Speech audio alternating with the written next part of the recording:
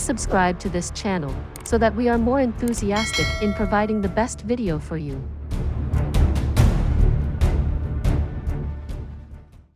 Chapter 251.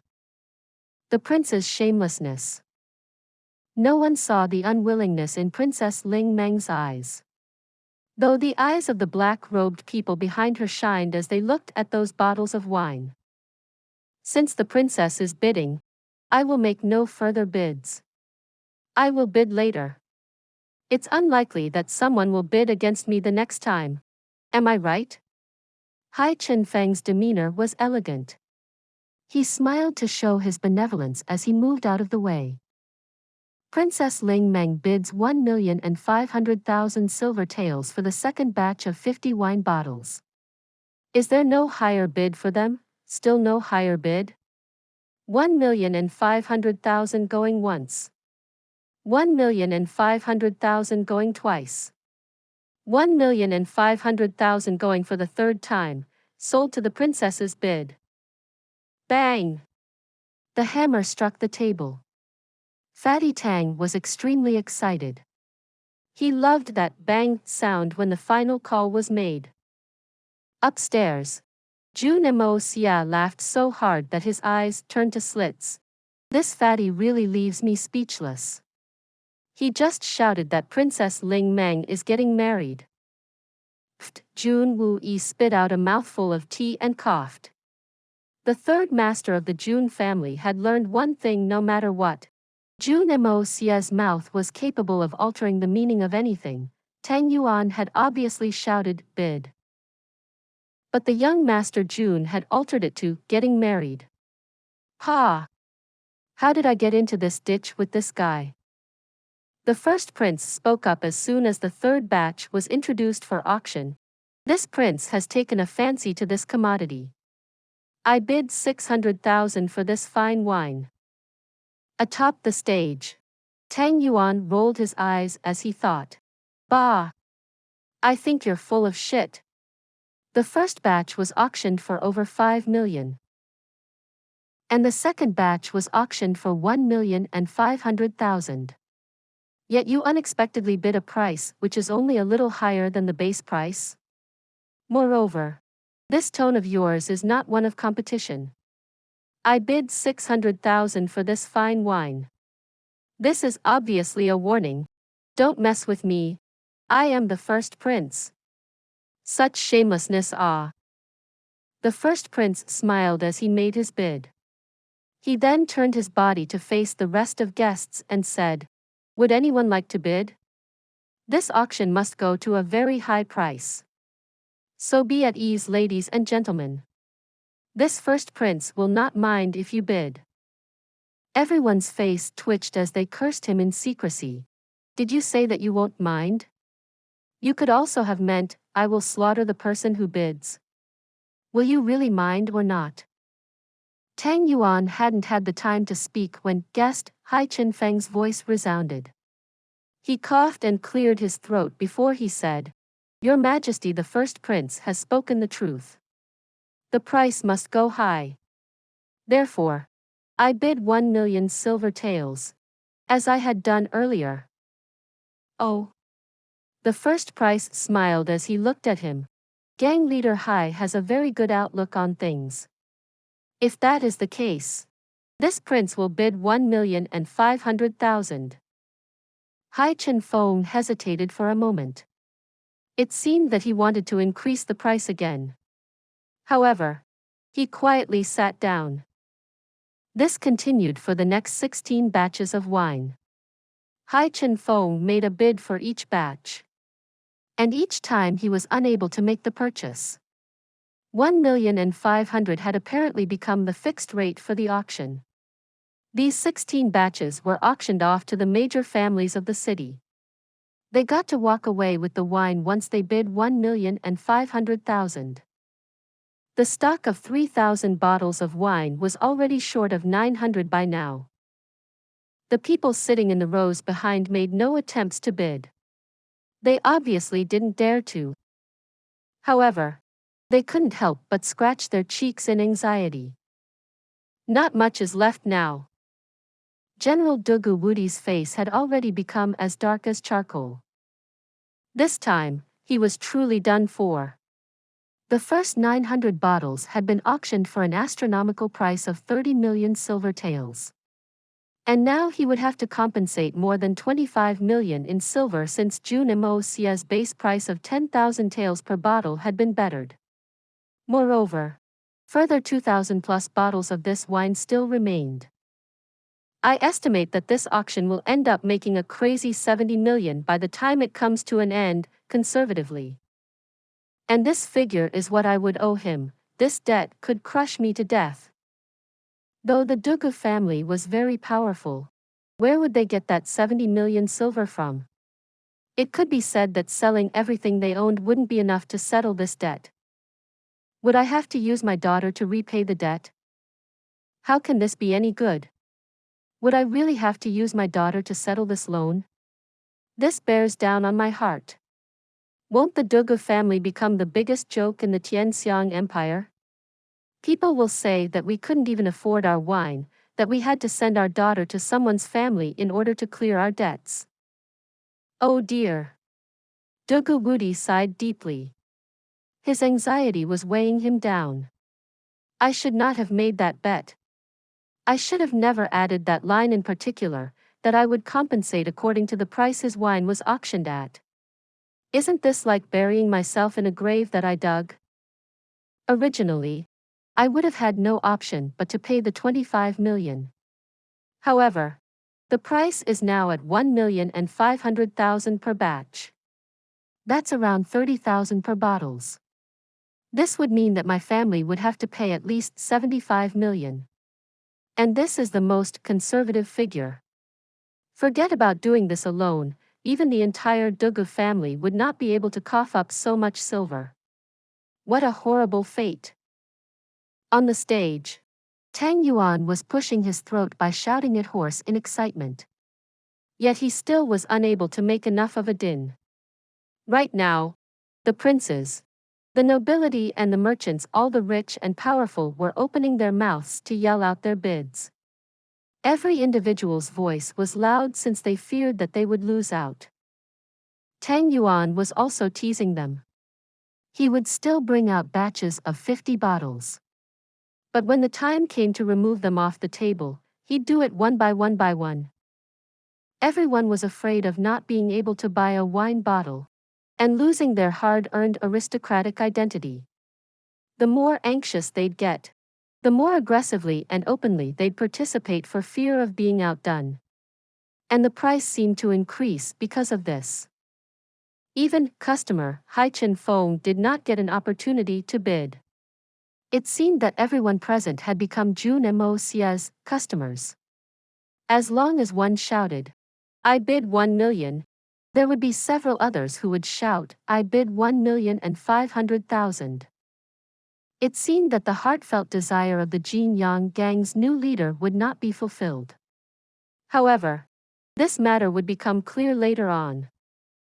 Jun Mo Xie had initially intended to sell the wine at a base price of 10,000 taels per bottle. However, it seemed that base price had now been established at 30,000 instead. Moreover, the upper limit of the bids was still shooting. It seemed as if the supply was unable to meet the demand. In fact, the price of the wine would have shot even higher if the guests not been limited with regard to the number of purchases they could make. This auction was finally reaching its conclusion after witnessing several crazy tussles during the biddings. 2,700 of the 3,000 bottles had already been sold off. Merely 300 bottles of wine remained. However, there was still a small section of the audience which had not presented its bids yet. However, the most noteworthy of all was Hai Chen Fong. The leader of the Jin Yang gang still hadn't been able to obtain his long-cherished desire. He once again cleared his throat and said, "I bid 1 million. Wait a moment. Let the imperial prince speak." Someone shouted loudly. Everyone turned to look at the source, only to see the third prince climb the auction platform. Then, He hurriedly snatched the hammer from Tang Yuan's hand and exerted himself as banged that hammer thrice on the small table. Everyone was preparing for the final leg of this extraordinary wines auction. Hence, they were alarmed to see the third prince suddenly make his way to the platform, and couldn't help but find it strange. However, they calmed down. What is the third prince trying to do? That guy was auctioning the wine. Could it be that you wish to make a guest appearance and act as an auctioneer? Ladies and gentlemen, listen to what I have to say. The third prince crossed his hands behind his back as he looked at everyone. His mannerism was arrogant enough to disgust most people. Today we were fortunate enough to taste this heavenly wine. It is indeed a great blessing. I would like to convey my sincere thanks to all the stakeholders of the aristocratic hall. In this regard, this prince extends his sincere gratitude. The third prince nodded towards Tang Yuan. Then, he turned to speak. This wine is indeed exceptional and very valuable. However, we must not forget basic etiquette. This prince is ashamed. The third princes let out a fake sigh. I just remembered a moment ago that there's someone within our Tianxiang city who is more qualified than anyone else when it comes to tasting such excellent wine. And yet, unfortunately, that person is not here. He works his heart out. He exhausts himself mentally for this country and the common people. All who were qualified to be called aristocrats had been able to enter. They clearly understood who this man was referring to. However, they still couldn't understand what the third prince was attempting. He seemed nothing more than an intimidating character who was trying bullying the weak by using his powerful connections. That person is naturally this prince's father, the emperor, our Tianxiang Empire's king, His Majesty. My father, the emperor, is busy with the nation's affairs and does not have time to attend such an event. Tell me, can't we show even a little reverence towards him? Are we incapable of sacrificing a little from our personal desires for the sake of the nation? The third prince's voice sounded strict. Not showing any respect towards one's elders is equal to committing a reprehensible crime. The auction has already entered its closing stages, and only 300 bottles of this extraordinary wine remain. This prince suggests that we present these bottles to the emperor and show him our love and respect. Tell me, is it not a good idea? The third prince's voluminous speech ended. It was greeted by complete silence.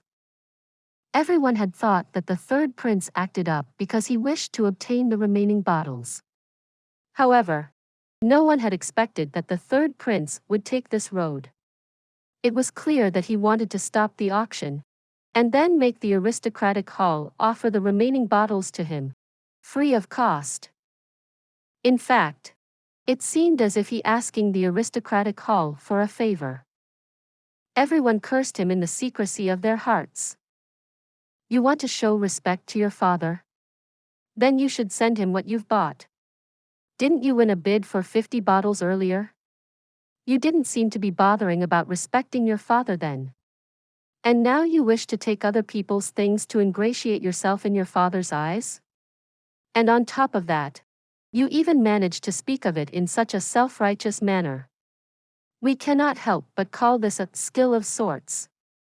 You have a great talent which can distort the truth and mix the right with the wrong. Everyone was discontent, but no one made a single noise. The people who hadn't been able to buy anything were obviously the most disappointed ones.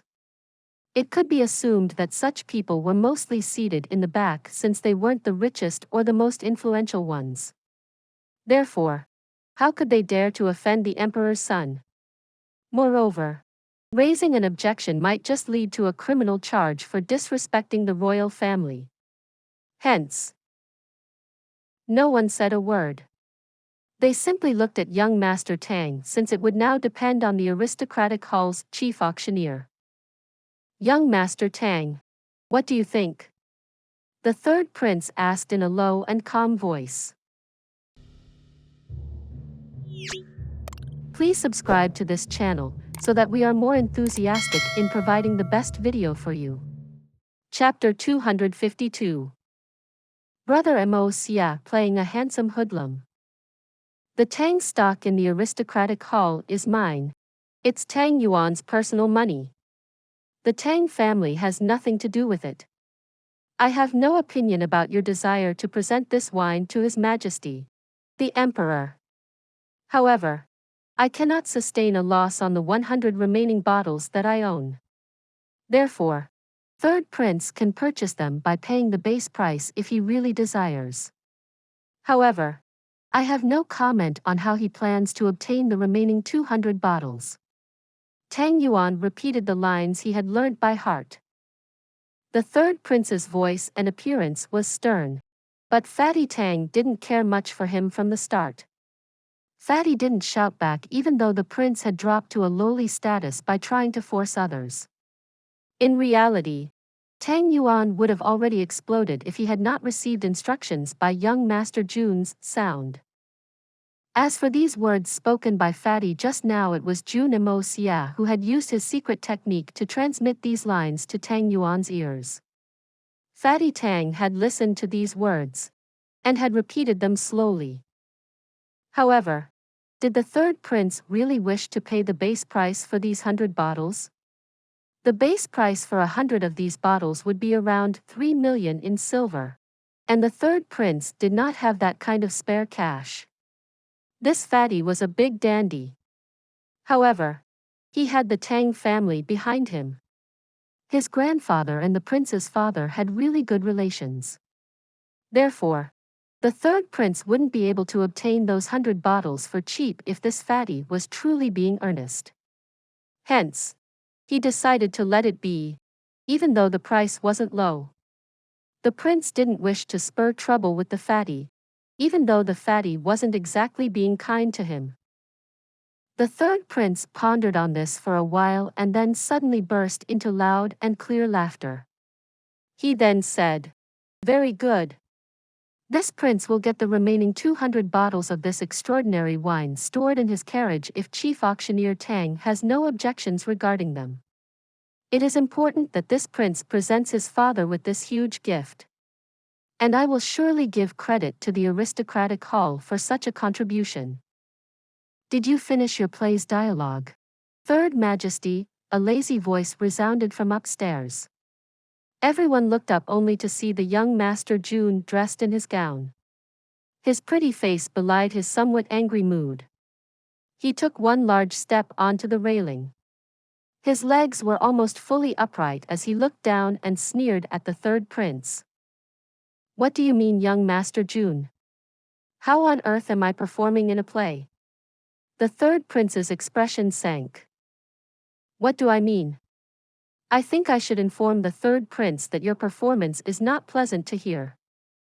Jun Mo Xie gave a rogue smile. Fatty Tang is merely the chief auctioneer of the aristocratic hall. This boy is the actual boss of the aristocratic hall. Moreover, this young master owns 100 bottles out of those 300. All this man can see is someone who's trying to take away my share without willing to pay for it. You want to take these away? That's fine. However, your father demand the highest price which has been bid up till now. I suppose this is required even if the grandson is daring to give away his grandfather's belongings. Jun Mo Xie had wickedly and skillfully changed his own designation around 5 times in his accusation. He had gone from boy to this young master to man to father before finally settling on grandfather. Shockingly, he hadn't set aside even a little bit of respect for the emperor's own son. This kid is mad.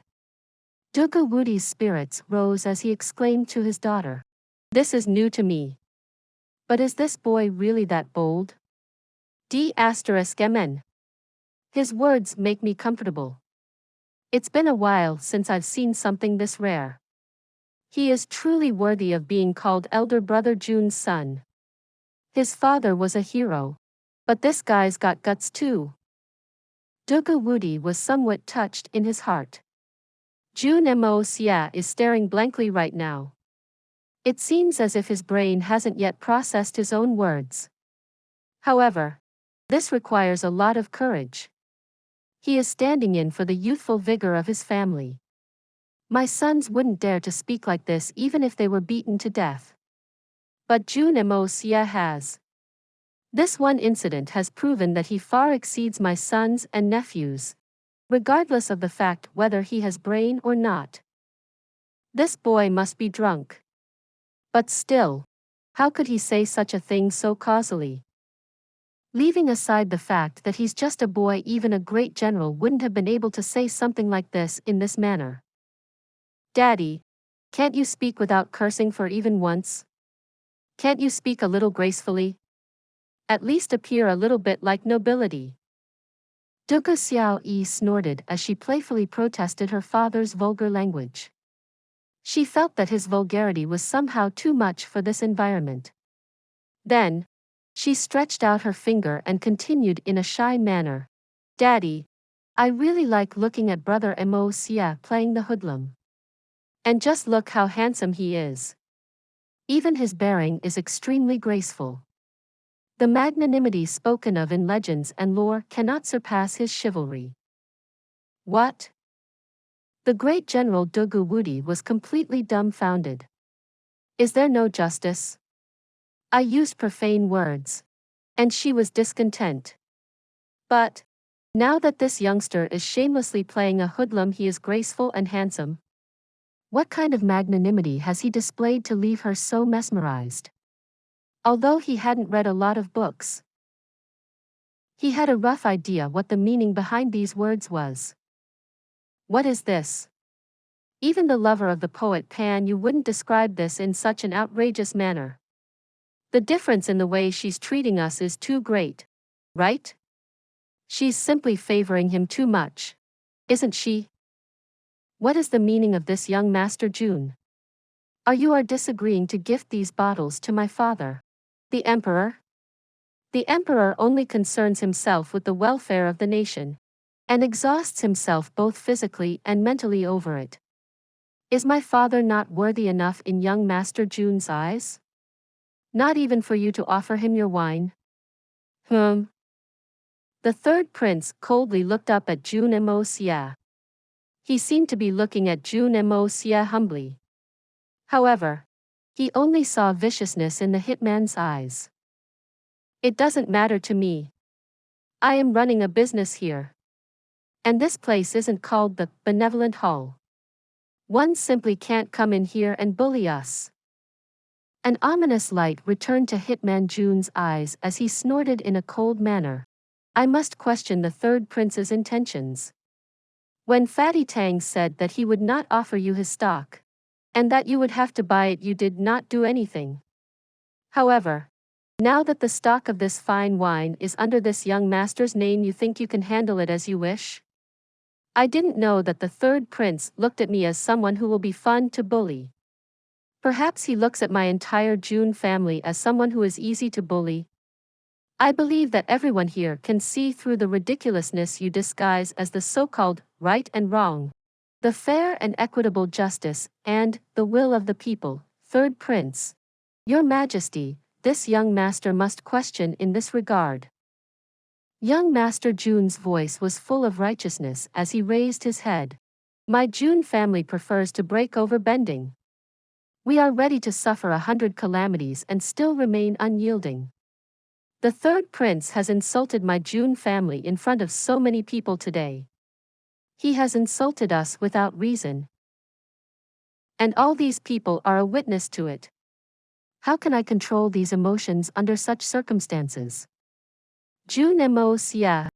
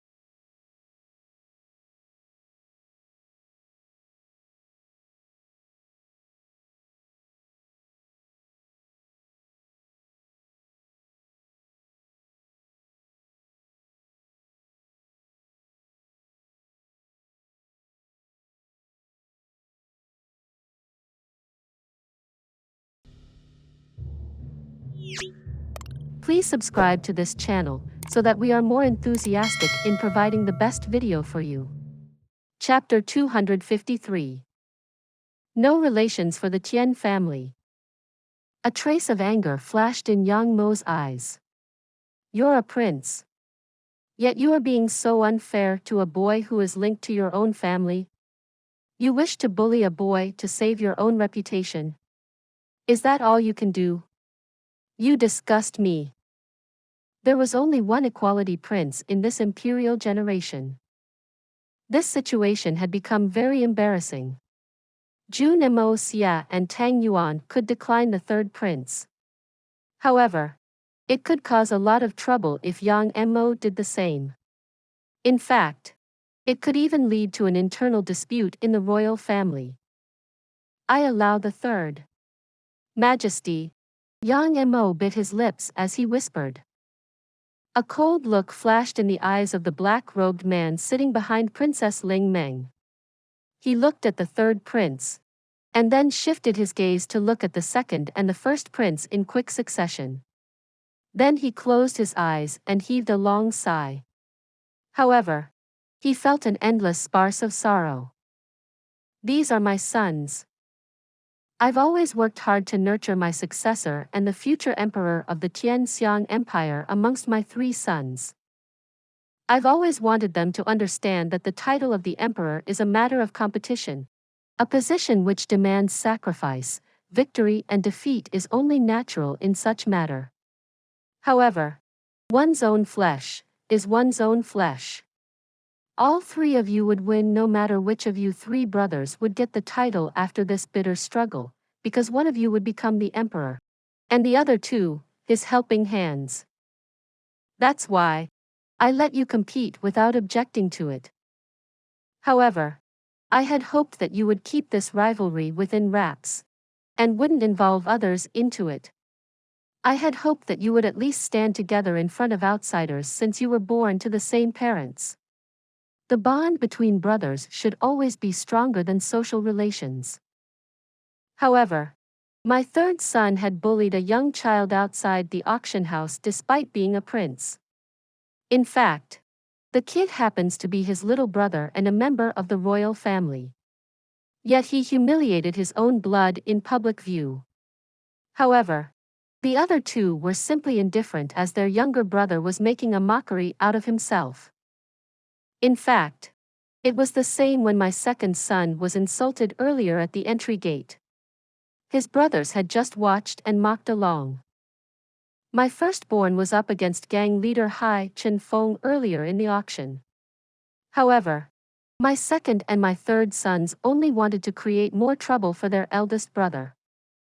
And now, my thirdborn is exhibiting such shamelessness in public view. However, his elder brothers are just sitting and watching from the sides. They are making no attempts to impart some wisdom to him. They are clearly waiting to use this against him later. What kind of brotherhood is this? His Majesty was certain that his three sons would place detailed records of their brother's actions on his table later at night. They will each impeach the other two. As for the contents of these records, the emperor wouldn't bother to look at them. I still remember my own days. Huai Nong and I was competing for emperor's position. Huai Nong and I always maintained the relation of siblings even though things weren't easy between us. Why don't the three of you follow Huai Nong's example? At least little Yang Mo is acting as his father used to. Yang Mo's pitiful face flashed in the emperor's eyes. He clearly knew that the boy was being wronged. However, he didn't raise any objections. He sighed with sorrow as he thought, is there no respect between the elder and younger brother? Would the bond between Huai Nong and me have turned sour in case he hadn't backed away from the contest? Is there no relation in Tian family? The emperor sighed with exhaustion. Suddenly, he started feeling bored. He had spent the entire day scheming and plotting. Hence, he really couldn't take this dumb facade now. This is boring. This is very boring.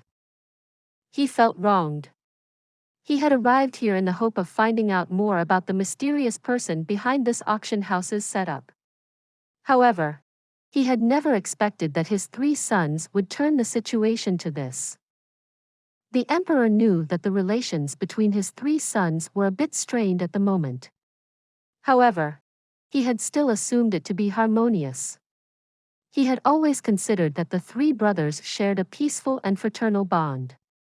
He had considered his eldest son to be a staid man, his second son to be quick-witted, and his third son to be simple and honest. He had always considered his 3 sons to be the 3 crowning jewels of his family tree. He was aware that it's impossible to avoid a few flaws in character, a tiny blemish in any beautiful tree. However, he had never anticipated that the blemish would be this huge. Is this the condition of their temperament? Is this how one behaves in the public eye? In fact, they are even willing to use their name to obtain their desires. Shamelessly at that. This is an *ked robbery. In fact, it seems that they want the destitute to feel grateful while they pillage them. I am convinced that even a county magistrate would properly consider the fallout of this. And this is an imperial prince? This is so unbearable. Is this what I've taught you? The emperor's face had turned pale, and his fingers started to tremble. It seemed that he was unable to control his rage. Mr. Wen extended his hand and held the emperor's to give him support. I am very disappointed. He supported his head with his hand. He had never once hung his proud head in all these decades. However, he had hung his head low in sadness after watching all of this. Wave after wave of sadness hit him as he continued. Indeed, very disappointed. I understand what you are feeling. They were within the earshot of many people. Therefore, Mr. Wen couldn't call the emperor by his proper title. Moreover, the Tian family's emperor did not care much about it. The position of an emperor was a very lonely one. It needed him to be cut off from the world. 1 or 2 slightly unworthy descendants could hardly be avoided. Mr. Wen had realized that the emperor had laid his heart bare, and could sense that His Majesty must have been feeling very sad. The emperor had always been an outstanding crown prince his entire life. His brother, the prince equivalent, was never competitive from the very beginning and had always retreated in front of him. And although the emperor was very wise, he was still lacking when compared to the very fierce sovereigns of the past. He had never experienced the fierce struggles for a harem, or the meetings for political marriages. Everyone had simply given up in front of him. Though receiving the emperor's title in this manner would be considered quite fortunate, it was also his greatest misfortune. The emperor was certainly the most important person in the kingdom. And that was the reason why all the great families pledged their allegiance to him. However, this was also one of the greatest flaws at play here. An emperor is also a man, and has to choose the next successor to the throne. He will naturally choose the one who is most suited for it. Fortune may favor a man, but may not do the same with his son. Such was the case here, therefore, a dispute for the title of emperor was sure to arise. It is strange. All 3 show promise, and there's hope in each of them. Then why are they handling matters in such an unwise manner? Especially the youngest one. Why does he have to speak in such a way in front of everyone? Is he not worried about the ensuing ridicule? Or is he possibly unaware of it? The emperor frowned as he said this in a low voice. I believe that the prince has considered this. The emperor's 3 sons are no fools. However, what he considers the most at this point is you. The shrewd and far-sighted Mr. Wen smiled. He wants you to know how much he respects you. His position would remain solid as long as you get to know. And as for everyone else's ridicule, he does not care about it. It doesn't matter to him as long as you don't have to see it. If this wine went to the palace, and if you were there instead of here, would you not be surprised? Would you not be happy? This was the third prince's real intention. As for the rest of the matter, it's irrelevant to him for now. Mr. Wen said in a somewhat grim and sharp manner. The third prince simply wished to demonstrate his admiration by gifting you this delicious wine. As for the scene ensuing post that, what effect would that have on you? Yes. Yes. This is exactly what it is. The emperor finally came to himself. Apparently, it seems that my third son is not to be blamed entirely. It's just that his method of handling things is a bit reckless. That's all. Is this what they call, what man proposes, God disposes? So according to you, my sons wouldn't. The emperor grinded his teeth. Destroy each other in the future? Mr. Wen was stumped for words. He reined in his desire to speak. My close friend is a man of wisdom. How on earth is he asking such naive questions today? Enemies cannot live under the same sky. Once in power, the elder brother would certainly eliminate the younger one. Was it too hard to imagine? But how can I say such things? You need not say it. I understand. The emperor strenuously covered his face with his hand and hung his head again. He did not know what to think. He massaged his temple with his fingers. He would do this when he had an important decision to make. It was a force of habit action. Mr. Wen, the aristocratic hall is being supported by the Jin Yang gang. Moreover, they also have a very talented person who is controlling things from behind the scenes. I do not believe that 3 children can be responsible for this hall's operations. It is impossible for Jun Tian and Tang Yuan. My younger brother is completely out of question. We set out today on this journey in order to find who this man is. This man managed to assemble all the rich and powerful. And many of these people will fall out with each other after today's matter. Moreover, he gave the 3 princes a chance to interact with all the powerhouses of the city. The emperor lifted his head with sudden understanding. His eyes flashed coldly. I reckon that he not only managed to glimpse through the wisdom of the 3 princes, but may now be able to protect himself by forming connections with the rich and powerful. This was a very ordinary method to arrange meetings with the masters of the powerful families. Regardless of whatever this person's intentions are, he has used the sale of these bottles to his advantage. However, this person must not succeed. And it is important that we find him. And as for the matter concerning the 3 princes, I must give it careful consideration. His Majesty's facial muscles convulsed painfully. I will look at that matter once again to make a decision. Princess Ling Meng, who was sitting ahead of them, suddenly felt her fragile body becoming stiff. She could not believe what she had heard. That can't be what I heard. Am I blowing things out of proportion in my head? The final transaction had already been made by this time. The prince equivalent's heir, Yang Mo, had glumly retreated. The third prince had finally gotten his hands on the 100 bottles of extraordinary wine, without spending anything.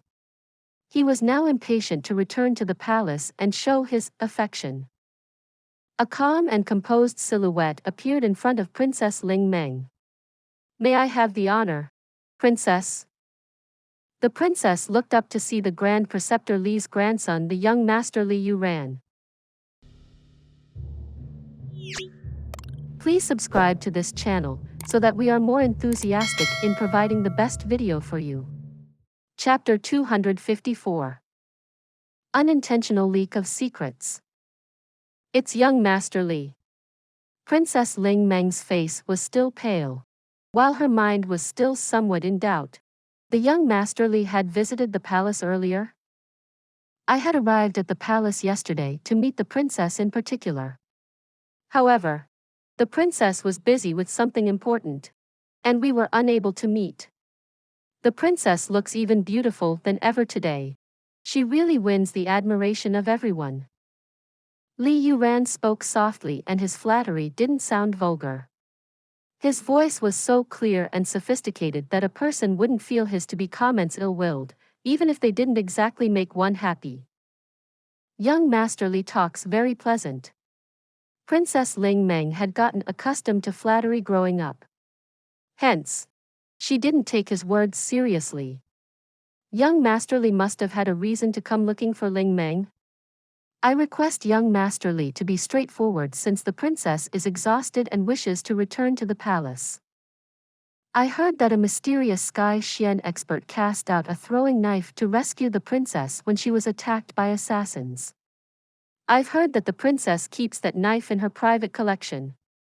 Li Yuran casually chuckled as he leisurely spoke about the matter as if it were trivia. Would Yuran be lucky enough to see that knife? But I don't understand why the young Master Li would wish to take a look at that knife. Please explicitly state the reason why you came to the palace. And why you wish to examine the knife. Princess Ling Meng immediately became conscious. Why does this guy wish to see that knife? What's his intention? The princess may be unaware of this, however. Yuran had gone out a few days ago and was unexpectedly ambushed by an assassin. Things had started to look bad. And Yuran thought that he might find himself in hell. However, an azure light flashed and threw a knife at the assassin in the nick of time. The assassin instantly retreated and Yuran's life was saved. Li Yuran's face reveled in sincere admiration and gratitude. In fact, it seemed as if he was deeply fascinated. His favor has given me a new lease on life. And this has been engraved into my mind ever since. Yuran has been making inquiries about this person over the past few days since I wished to know more about him. It is a shame that Yuran hasn't been able to obtain any news of him. It was only a couple of days ago that Yuran remembered that the princess had also been saved by a mysterious man once. Moreover, both men had used a concealed knife from secrecy to rescue us. Therefore, it might be possible that our benefactor is the same person. Li Yuran sighed. He's benevolent. He saved my life without asking for anything return. He's so noble. Yuran is fascinated with this person. Oh. Princess Ling Meng pursed her eyebrows. She could faintly sense that someone was amiss. However, she couldn't exactly tell what. That person left after that. However, he left a few small throwing knives lying on the ground. They glistened so beautifully. Li Yuran didn't seem afraid to share his personal memories. Li Yuran's right hand went inside his bosom pocket. He fished for a while and brought out 3 small and delicate throwing knives. These throwing knives were very different from the usual ones found around the world. Their blades were as delicate as a cicada's wings. The princess could tell that these blades were manufactured by someone with exquisite skills. She could tell that there wouldn't be many people in the entire Tianxiang Empire who were capable of producing such weapons. They were impeccably delicate. They were so adorable that one couldn't refrain from caressing them. However, the cold light flickering off their surface resembled an infernal demon that was blinking in the dark of the night sky. They were quite sharp. And although they weren't big in size, they were enough to send chills down one's spine. One could tell that these tender and exquisite throwing knives were weapons that could easily take anyone's life. The shape of these knives look very similar. In fact, they look identical to the one I have. Princess Ling Meng heaved a sigh of relief. She then smiled and said, "But the material used in these 2 variants is very different even if they look similar. I can confirm that there is a massive difference in the art used to craft these 2 blade sets." Li Yuran's eyes hadn't left the princess's beautiful face ever since he had brought out that knife. However, he finally looked away and smiled. The make of the weapons is very similar. But how could I know which one is better unless I get to compare the princess's blade with mine? Young Master Li's blades look cold and sharp enough to terrify anyone. However, their texture is no match for mine. In fact, your blades are no match for mine in terms of texture and make. However, your blades are much tougher than mine. My blade is merely made of iron, while young Master Li's are made of an excellent metal. Your weapons are indeed worthy of being called divine weapons. Princess Ling Meng affectionately compared the weapons. These weapons must belong to the man who saved me. The princess had been able to figure this out at one glance. Only that unrivaled genius is capable of making something so delicate and graceful. Only he is capable of making something so beautiful, yet sharp enough to be used for self-defense. These weapons are elegant, yet callous, bloody yet beautiful. If such is the style of the weapon, then such must be the style of the owner.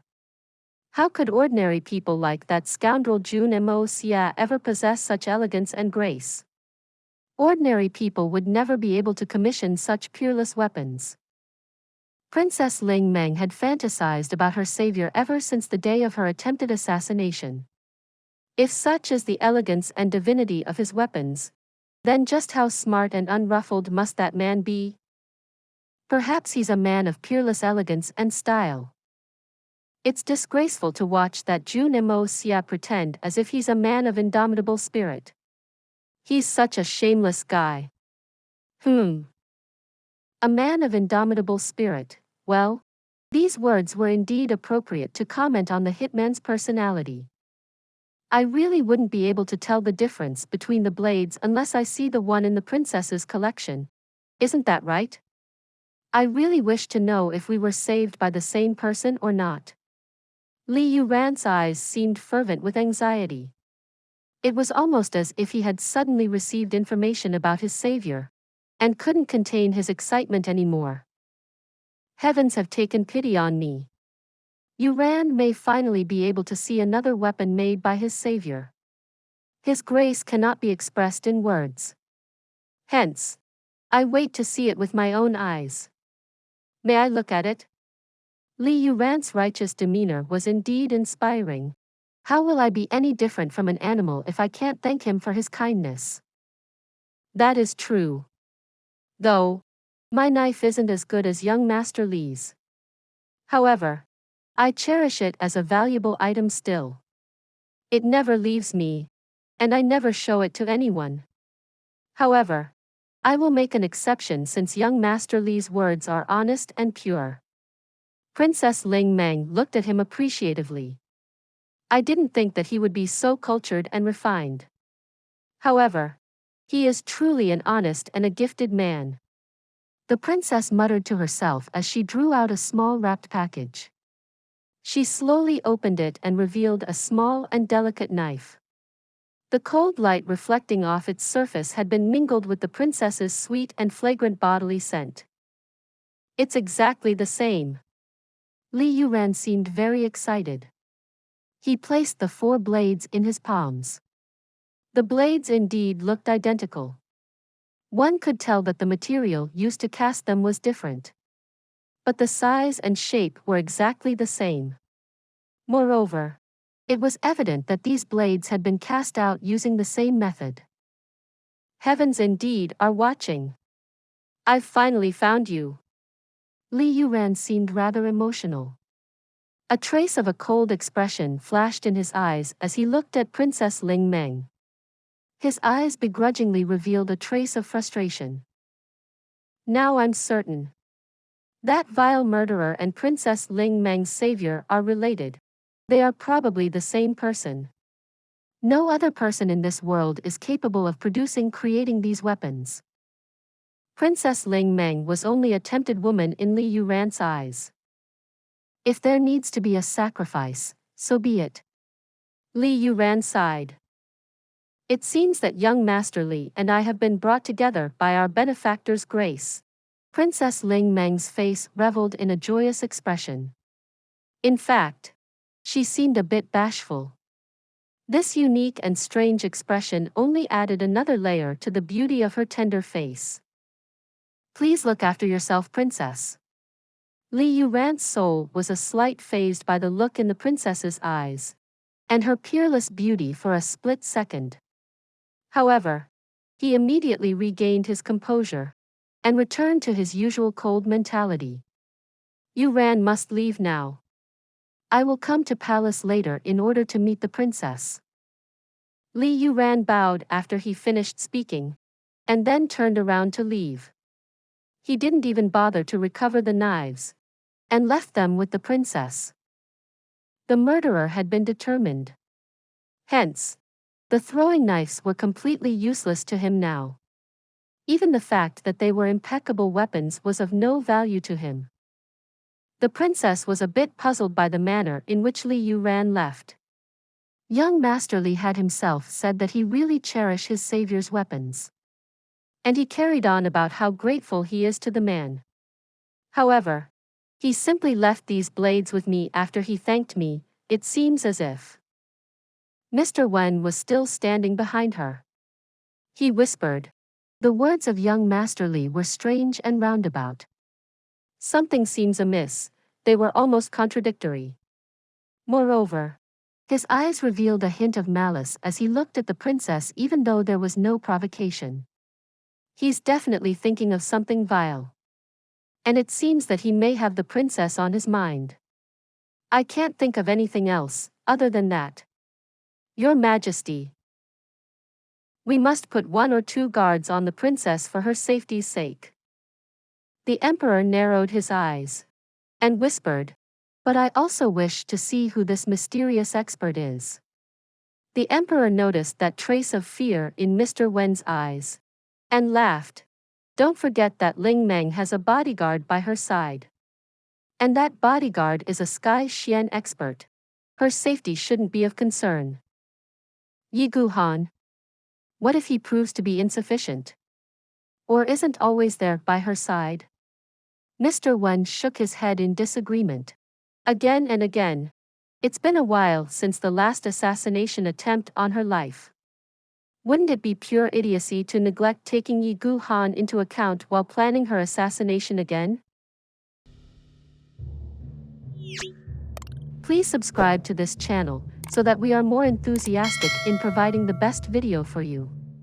Chapter 255. Jun Mo Xie prepares for the troubles ahead.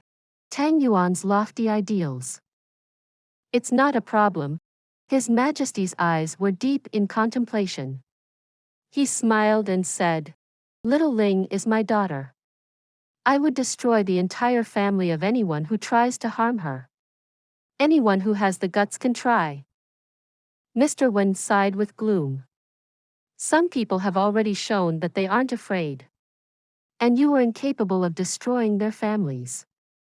Would it save your daughter if you exterminated the culprit's entire family after they kill the princess?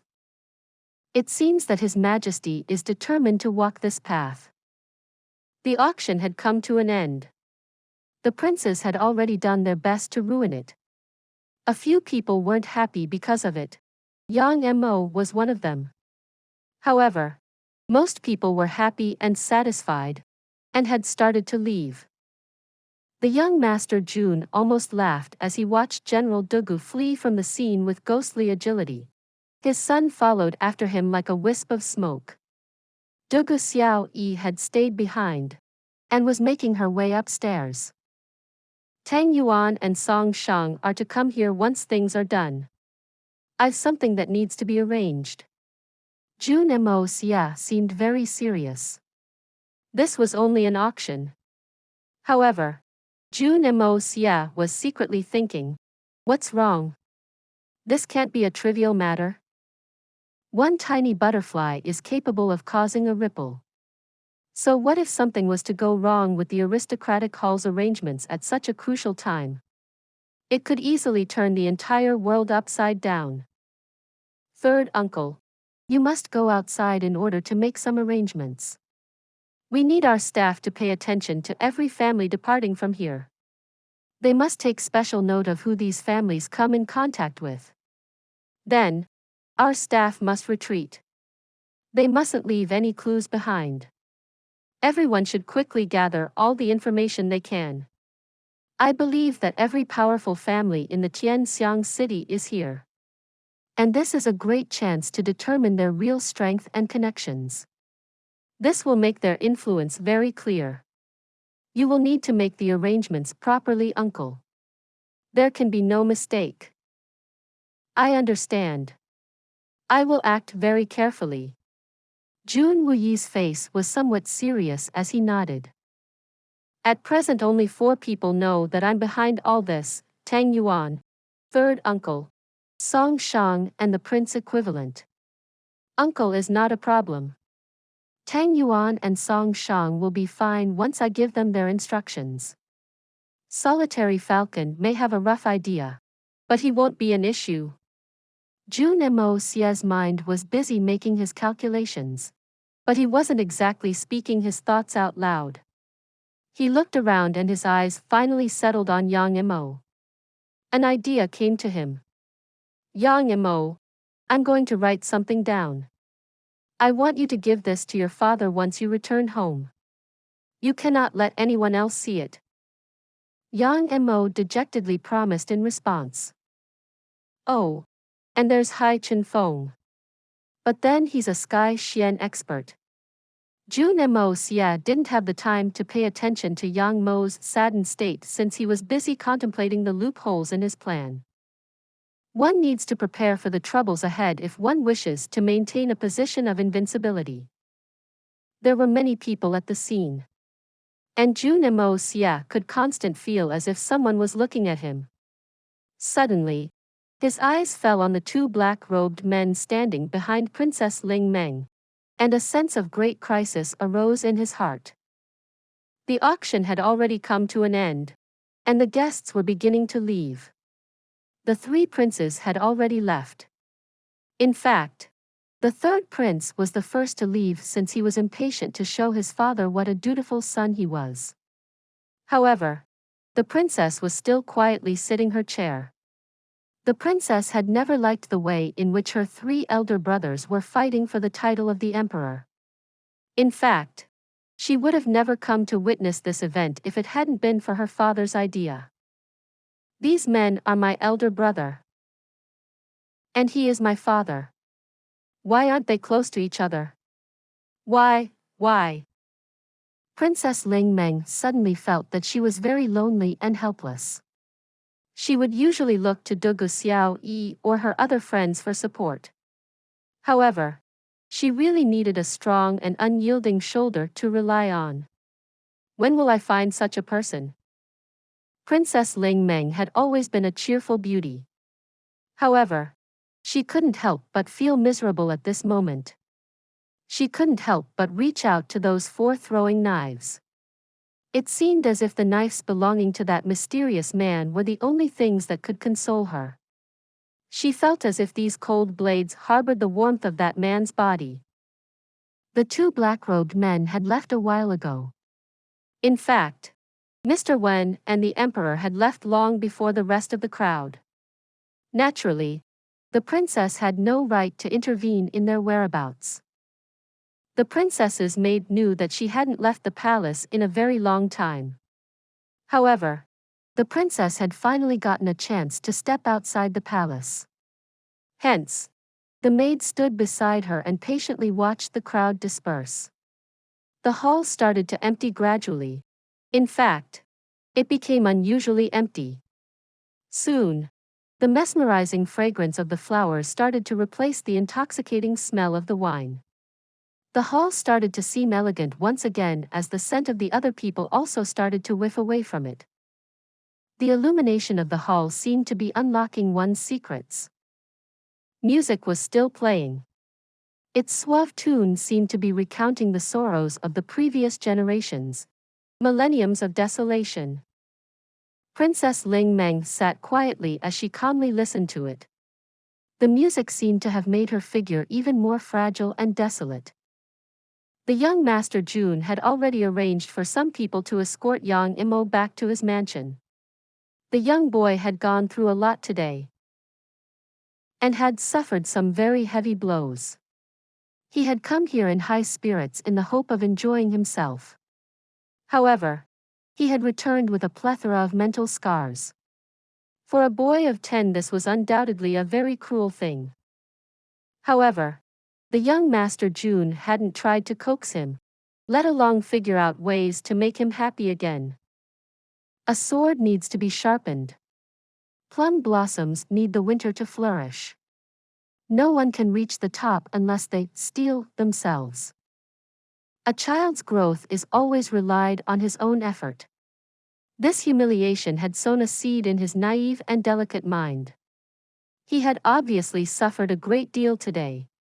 However, this humiliation would inevitably lead to his real growth. Enduring this matter would be his greatest wealth in the time to come, no matter what the future held for him. It would take many such experiences before the boy would turn into a real man. It's only a thought, the world hasn't fallen from the grace of feelings. However, only those who don't willfully abandon are worthy of playing the game of life. People are never really ambitious. One rises above the others when he is unable to bear the suppression. A person only tries to climb when he feels a sense of loss upon being trampled. Everything has a reason, and every reason can produce its own fruit. One can't always rely on others for support in order to bear their pains. Moreover, the hitman Jun was unlikely to intervene in the ways of the gods. Admiration is one thing, assistance is another. I won't help you if you cannot endure your own pains. If you die, then you die. I won't pity you on your death if you can't stand up on our own. Even a good man is no exception. After all, many good men die around the world every day. The young Master Jun thought to himself, I won't help him. I'm not a savior. Even if could save him, he will find no help from me. Tang Yuan was in high spirits as he came upstairs. His fat face reddened with excitement. He shouted, huge profits. Insanely huge profits. Wow, haha. I expected to make some money. But I never expected to make so much. I'm so happy. Tang Yuan suddenly jumped up as he roared at Jun Mo Xie. 90 million. A full 90 million. Ha ha ha. It looked as if Fatty was in a state of hysteria. The young Master Jun had always considered this trait of Fatty's to be immoral. Money is the original sin. Song Shang's face was somewhat gloomy. In fact, there was no trace of happiness on it. Song Shang's thoughts were poles apart from Fatty's. It's near impossible to find such divine wine. Selling it off to these so-called aristocrats is a complete waste. How can one measure the value of such heavenly wine with mere money? Quantifying its value with money is nothing short of blasphemy. However, he wouldn't disobey since the young master had ordered this. Dugu Xiao Yi was practically jumping with joy. It seemed as if the success of the auction organized by Jun Mo Xie was bringing her more joy than any success she could have achieved on her own. What? Jun Mo Xie smiled at the fatty. Your share in the profits is in tens of millions. So what do you wish to do with it? What will I do with it? Tang Yuan's eyes narrowed in contemplation. Then he magnanimously said, yes. Ah. Why not that? I've always had one dream growing up.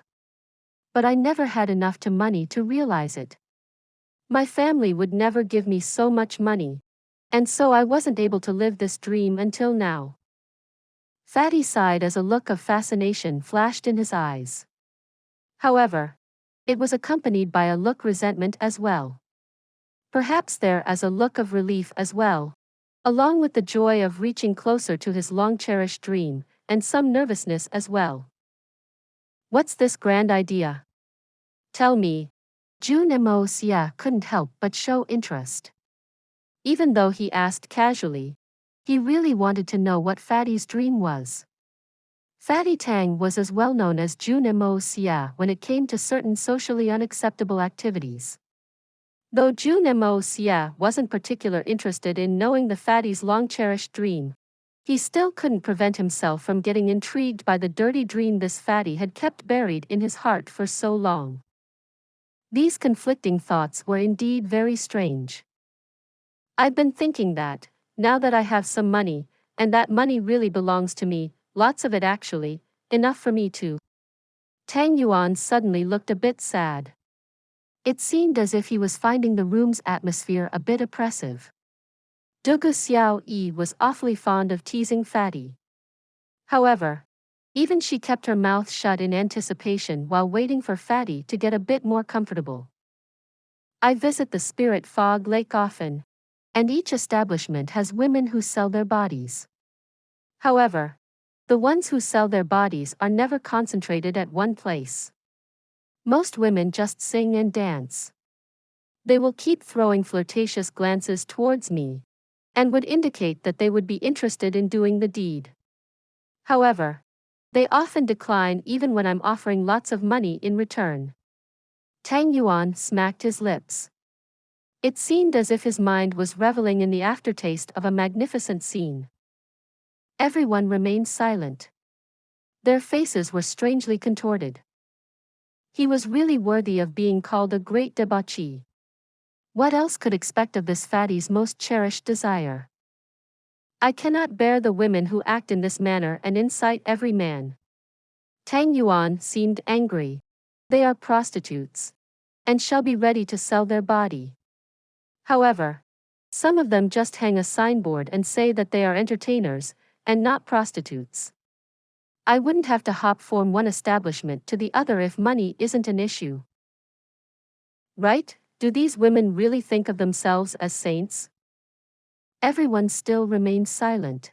But the fatty's words still seemed somewhat reasonable. If it's not about the money, and they care so much about looking bad in front of the public, then they should just find a man and get married. Wouldn't that make their life more comfortable and secure? It absolutely would. These entertainers are prostitutes as well. I will bury them in silver, and see if they are willing to sell their bodies or not. Tang Yuan's voice seemed to brimming with grief and indignation. Please subscribe to this channel, so that we are more enthusiastic in providing the best video for you. Chapter 256. Brother, will you be my scapegoat? Fatty. This is perfect, this is amazing. Jun Mo Xie wiped his mouth. It seemed as if he couldn't find the right words. He could distinctly remember the last time Fatty had something like this. These words had clearly brought back that paranoia. Fatty had clearly lost his mind.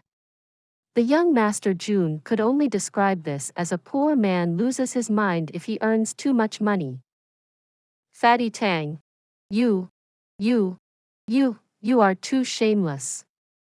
Dugu Xiao Yi flushed with anger. Her almond-like eyes were wide open with rage. She had held her breath in anticipation to hear Fatty Tang's cherished dream. However, she hadn't expected to hear something so shameless. It was evident that Fatty Tang's outrageousness had reached an entirely different realm altogether. Fatty, don't get so worked up. Ahm. Jun Mo Xie coughed twice. Let's get down to business first. Sure. But I'll hire a few carriages once we're done here. Then I'll have them take the money down to the Spirit Fog Lake. I will spend the entire evening spending lots and lots of money. Let's see who can resist me then. Tang Yuan waved his hand in a very overbearing manner. Suddenly, he felt as if his throat had become dry. Then, his gaze fell upon a glass of wine, and he drained it down in one gulp. Concerning this auction, the young Master Jun instantaneously sunk as his gaze swept through the crowd. He felt very stifled all of a sudden, and couldn't prevent his expression from becoming grave. There were several Sky Xian experts present: Jun Yi, Song Shang, and Hai Chen Feng. In fact, Jun Yi was his own uncle. However, they couldn't help but feel insignificant in front of that expression in Jun Mo Xie's eyes. The cold and acute austerity in his eyes was indeed awe-inspiring. Jun Yi couldn't help but exclaim in admiration. Perhaps such unique temperament is needed in a person who occupies the top position. Why would there be a need to flaunt if you're at the top? His involuntary reaction to stay aloof from the world is simply awe-inspiring. Even the seasoned general who had seen and commanded many wars over his lifetime couldn't help but feel a sincere pang of oppression in his heart.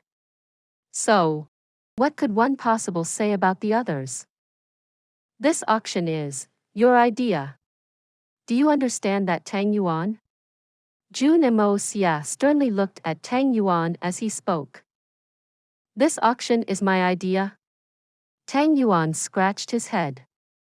There was a look of utter confusion on his face. He was surely confused with regard to the meaning of Jun Mo Xie's words. However, he was even more perplexed since the young Master Jun had addressed him as Tang Yuan. The young Master Jun very rarely addressed the fatty by his real and full name. The friendship between the two youngsters had indeed been very deep. So much so that the two would address each other by almost any name jokingly, and neither man would take any offense to it. Hence, this was a rare term of address. That's right. This auction was entirely your idea. No matter who asks, this auction was your idea. Understand? Jun Mo Xie's tone became even sterner. I said, no matter who asks, the reply will be the same. Do you understand? I understand. Even if you were to ask, this was all my idea. Fatty Tang sounded a bit complacent. I cannot think of anyone smarter. Bah! Only I had the brains to draw out this plan. I oversaw everything and nothing went wrong. Who would dare to doubt me? Who would dare to disagree? Whoever doubts me will die. Whoever questions my brain will perish. Exactly. Your only intention was to make money. And aristocrats have money. That's the reason this place is called the Aristocratic Hall. Some people were invited, while others weren't. This was all done to incite competition and consumption. In other words, it was all done to make money. Got it? Jun Mo Xie glared at him. I will explain everything later if you don't understand things right now. But you are the founder of the Aristocratic Hall from now on. This whole plan was yours. You will tell me the whys and whats of everything soon.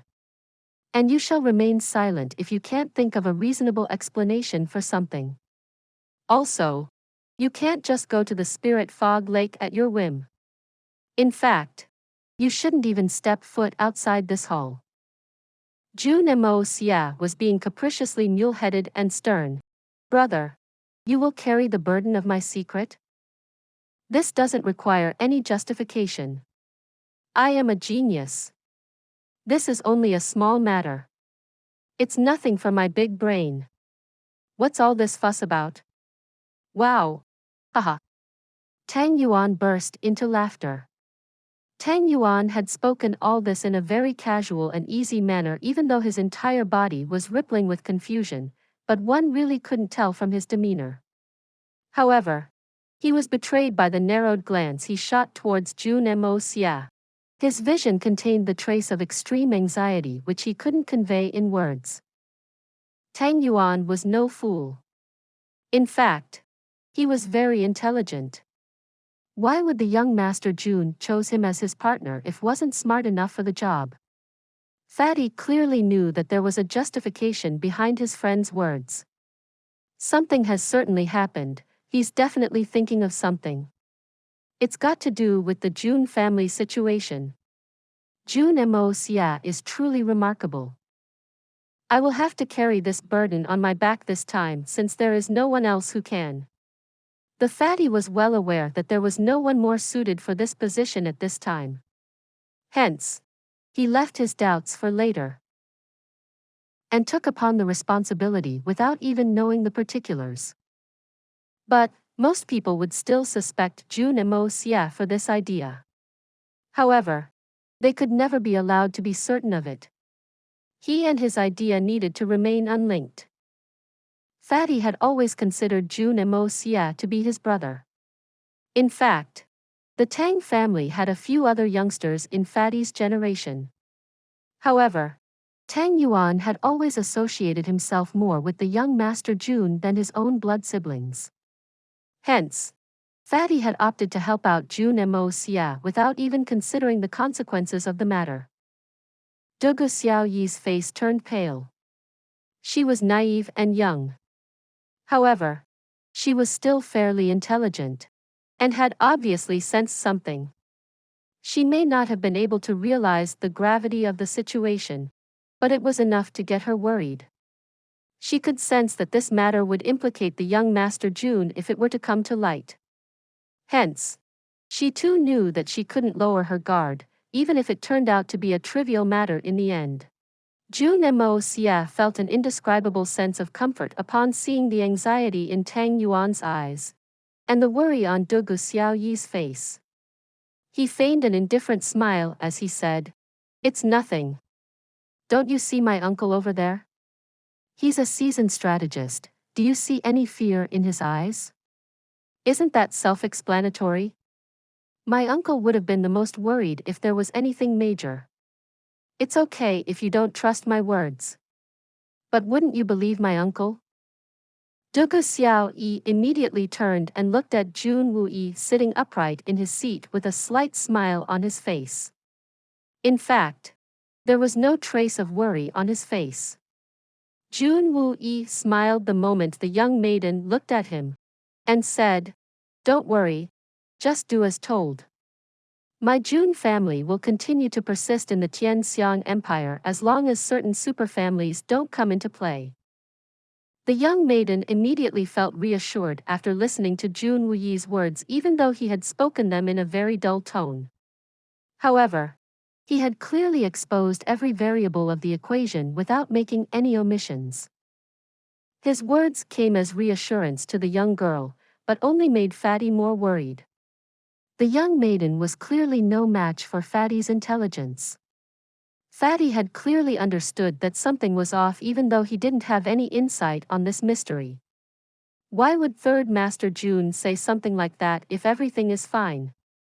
Third Master Jun's words obviously didn't slip out by mistake, but why would those superfamilies come into play? Even the royal family can't put that kind of pressure on the Juns. I must do everything in my power to assist my brother. Fatty and the little girl were unaware that the anxiety they had just sensed were the true emotions of the hitman Jun. They were completely unaware that only a handful of people had ever been able to see the hitman's true feeling over the course of his entire existence. Suddenly, someone came in to report that Princess Ling Meng had invited Dugu Xiaoyi downstairs. Dugu Xiaoyi stood up and glanced at Jun Mo Xie. Jun Mo Xie smiled as he nodded for her to carry on. Dugu Xiaoyi took 2 steps towards the exit, but then suddenly turned around and went over to Jun Mo Xie. She caressed his collar as she whispered, "You, be careful. You know you're an idiot." She lowered her head after she finished. Then, she quickly ran out of the room. Little White had been reluctantly looking at Jun Mo Xie's body ever since they had entered the room along with Dugu Xiaoyi. It was almost as if he didn't wish to leave. However, he too quickly followed after Dugu Xiaoyi when he noticed the change in Jun Mo Xie's bearings. "All right. It's time to get busy. Fatty, you can't move the money out at this time." Jun Mo Xie immediately put Fatty's long-cherished desire on hold. He then took out a piece of paper from his pocket and wrote down the names of several medicinal herbs on it. "Send out news. We need to purchase these herbs at any cost. Jun Mo Xie carefully handed the paper to Tang Yuan. The more, the better. The sooner, the better. Heavenly star grass. Tricolored rasher mushroom. 9 xian roots. Dreamlined incense. Chiba grass. Dragon whisker leaves. Black ginseng. Black bamboo fruit. Silkworm stems. Tang Yuan sucked in a mouthful of air. He was knowledgeable enough to know the value of these herbs. Moreover, he was completely taken by the sheer number required. He had realized that even his own share of profits from the auction would slip away from his fingers by the time these herbs were purchased. Third young master. My brother. Tang Yuan's face turned sullen. This has been my life's objective. I've lived my entire life for this purpose alone. You cannot be so cruel to me. I've just earned a little money that I can spare. You have to consider that I've been kicked out of my family's home. The little money that Tang Yuan was talking about was estimated to be around 10 million silver taels. It must be mentioned that the military expenditure of the entire Tian Empire was around 30 million silver taels per year. Jun Mo Xie kicked his foot as he smiled. Stop with the nonsense. Hurry up. Do you know how much money the aristocratic hall will make once these herbs have been collected? You can't see what I can. If you think that our current profits are splendid, then you can't even imagine the volume of the next one.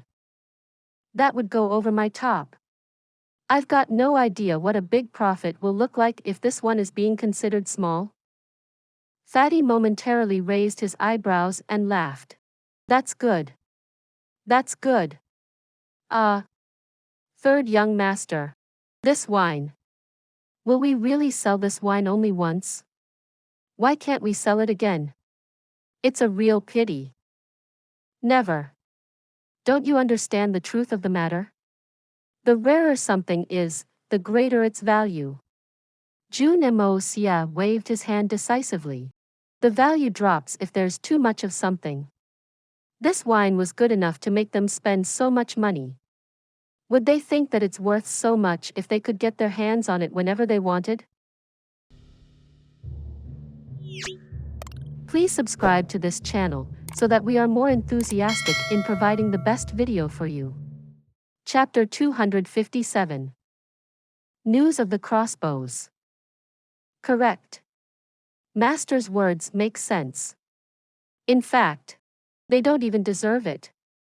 Song Shang was listening on side with deep emotions in his heart. He licked his lips, and then brought himself to speak up. Master, when will you teach me how to ferment this wine? Shortly, when the time is right. However, I must give you a few words of warning. Song Shang. No one apart from our people is to drink the wine we will ferment, because the wine which we will ferment from now on will be even more delicious. Do you understand? Jun Mo Xie broke into a smile. I understand. How can such ordinary people deserve to taste the wine which we master and student ferment? How can those people ever taste the immortal wine? This, never-before-seen, product is beyond this world of mortals. It exceeds both the earthly and the immortal objects. So how can we sully it? Song Shang was angry inside his heart, and his disdain was evident in his tone. His words even shook up his master. The young master Jun was in a daze. How am I getting confused by whatever this guy is saying? Ahem. Yes, you hurry up and go down. We have to start purchasing these herbal medicines immediately. Jun Mo Xie waved his hand. Jun Wui frowned after the two of them left. Mo Xie. The news of this event is too massive. I'm afraid that. I'm still convinced that there will be no harm because of this. Jun Mo Xie chuckled gently. Third uncle. You said that you would immediately return home after seeing Dugu Wudi off, yet you are still here. Has something interesting come up? You little devil. Indeed, Nothing can ever be hidden from you. Jun Xie smiled helplessly as he said, "There has been news from Jiangnan, the south of the river." Oh. Jun Mo Xie's eyes glittered. The Zhao Trading Company has completed the manufacture of the Xian beast tendon crossbows. They will soon be transporting them into the city. Jun Xie sounded very serious as he said this slowly. Also, several unknown experts have propped up from nowhere. They seem to be restlessly. It seems that the second prince is getting ready to make his move. Ahem. This wasn't very difficult to guess. The more noise they make, the deeper we should conceal ourselves, since that would allow us fish out more profits from secrecy. We must especially get our hands on those Xian beast tendon crossbows. The cargo of those Xian beast tendon crossbows from the Zhao Trading Company shall be akin to a gift for us. He. Jun Mo Xie's eyes narrowed. We cannot let our guard down. There has been a lot of instability of late, and the situation is only getting worse. I believe the second prince won't handle this matter casually. Besides, he might employ an elite force of guards from outside to protect his cargo. Moreover, the second prince is extremely rich and might also engage experts to escort the cargo. Also, there might be a person from a top guild of Jiangnan, and he might be in charge of escorting the goods. Finally, there is a high possibility of the Blood Sword Hall escorting those crossbows in secret. Jun Xie frowned deeply. We have determined their strength from the shadows, and it is quite considerable. And I believe that there are other powers involved here. Powers which we do not know of. And they may be adding to this already very powerful setup. We need to utilize a lot of strength if we aim to fight for the crossbows. How much expenditure will we have to incur to do that? Moreover, we also need to be subtle, and shouldn't leave any traces behind. Jun Xie let out a deep sigh. I fear that it is as difficult as scaling the heavens. As difficult as scaling the heavens, it will be as easy as turning a hand. Jun Mo Xie raised his eyebrows. His expression seemed to exude a somewhat demonic radiance. His elegant face seemed to have become cold. Sly and devilish. The matter definitely depends on the individuals involved. If we ourselves will have misgivings that the task is almost impossible and not act because of it, then it truly will become something which is more difficult than scaling the heavens. However, we will always come up with various means to take on the task as long as we decide to act. In fact, I would even venture to believe that half of our battle will be won by the time we decide to take action. Yes, that's right. Jun Xie approved. Third uncle. How much time do they still need in order to reach the capital? Jun Mo Xie pondered. In other words, how much time do we have to make our preparations? I need to know the detailed and definite point of time. They should take 2 days on the southern river, and then they will have to disembark and come ashore. From there they will have to travel for 3 days in order to reach the city's vicinity. Jun Xie muttered the accurate time frame in reply. I estimate that there are experts escorting the cargo, and I don't expect them to have many ordinary merchants along. Hence, their journey will be much quicker than an average person's. However, taking everything into consideration, I feel that they would at least take 5 days to reach here. In other words, we have 5 days, or more, to make our arrangements. Jun Mo Xie nodded. More. The second prince would first have to go to the river, and only then can they begin their journey from there onwards. This means that their party would take at least 10 days or more to truly reach the capital. Jun Xie pronounced in a definitive tone. 10 days, that will be enough. Jun Mo Xie smiled. It was unclear what thought made him pleased enough to smile like that. Third uncle. I reiterate my need for accurate information. Who has the Zhao Trading Company sent? And what is his strength? What is the strength of the person the Jiangnan's top guild has sent to help escort? And what type of troops did the second prince dispatch? And their strength. We have no information about the Blood Sword Hall. So we will let them off for now and act according to the situation later. That won't be a problem. Jun Wuyi's expression was tranquil as always. He grasped his wheelchair firmly. I am only interested to know what kind of strength do we need to put forth. The Jun family's master should not move. Furthermore, we can employ the 300 bodyguards and the 3 Sky Xian experts. Jun Mo Xie grinned. Third uncle. You, Hai Chen Feng and Song Shang are the backbone of our family. I fear that the mere power of us 3 won't be nearly enough. Will it be possible to make the solitary falcon? Jun Wuyi didn't finish. However, the meaning of his words was quite obvious. That will absolutely not do. Jun Mo Xie vetoed that idea resolutely. Solitary falcon's power is too great and might expose our identity. Not to mention with his temperament he will absolutely refuse any such sneaky assignments. Especially when we initiate the conflict since it contradicts our initial agreement with him. This can hinder our future plans since he may disobey before the great plan comes into play. I fear that exposition as well. Hai Chen Feng's features are also very distinct. So it would be very difficult to hide his identity. Jun Wuyi said. It won't do us any harm. I can try to get rid of that light blue color when the time comes. Jun Mo Xie was very confident of the outcome. He started to slowly pace to and fro. He then came to the front and looked down from his vantage point. Then, he said lightly, this matter will involve an unprecedented arduous struggle and hard fighting. However, we must deal with this matter ourselves and face it without relying on any outside power. We can only depend on our own strength. And eventually, our Jun family will depend on only ourselves no matter what the matter. Only then will we slowly rise. But our rise will be abrupt. And no man or power will be able to stop it. Jun Mo Xie's sound was low. But he said this in a resolute and vicious manner. Princess Ling Meng was slowly pulling Dugu Xiao Yi out of the hall. They were going towards a tea house diagonally opposite to the hall.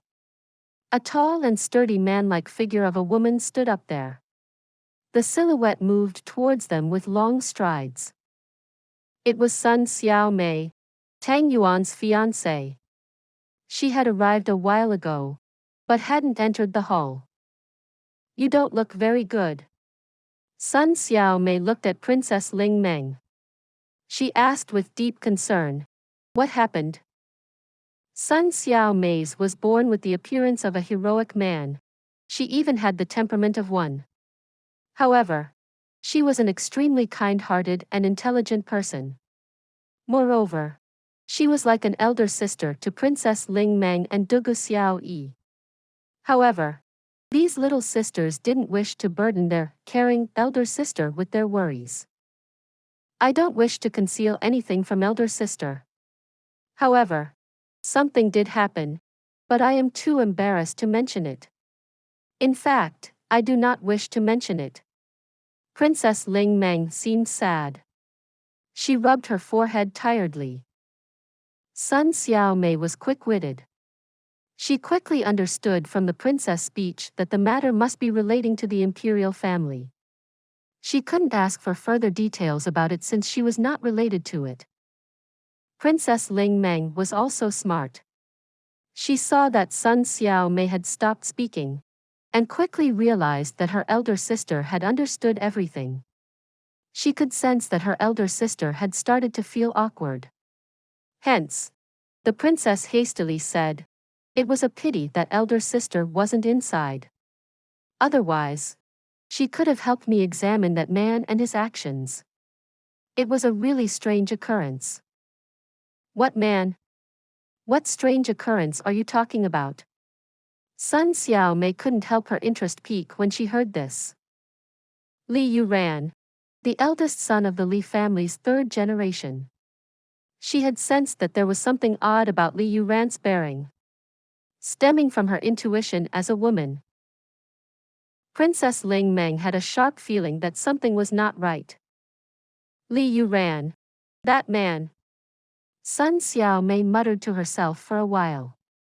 She was apparently finding it difficult to word her thoughts. He is just like Jun Mo Xie. You won't be able to read him properly if you don't observe him carefully. And you won't be able to understand him. Jun Mo Xie? Princess Ling Meng exclaimed. Jun Mo Xie and Li Yuran? How can you confuse these two people? Why are you mentioning two completely different people together?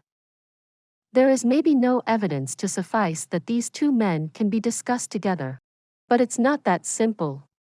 Sun Xiaomei chuckled and went quiet. She gave no further explanation. However, she said in a low voice as they walked inside, almost as if she was mumbling to herself. But I feel that Jun Mo Xie is more dangerous. Elder sister Xiaomei, I don't understand.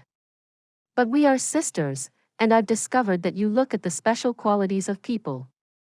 Dugu Xiao Yi hadn't heard the word Sun Xiaomei had mumbled to herself. You had said that Jun Mo Xie had an air of arrogance the last time we met. I still don't see any arrogance in him. He just acts a little bit like a rogue. Nothing more. And that doesn't mean that it is very bad. In any case, he was really graceful today.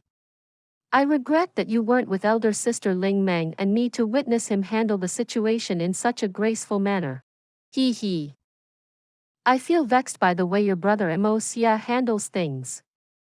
Princess Ling Meng retorted in annoyance.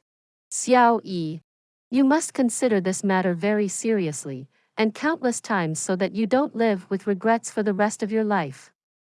Listen to what your elder sister says. Dugu Xiao Yi was somehow not convinced. She snorted as she mumbled to herself.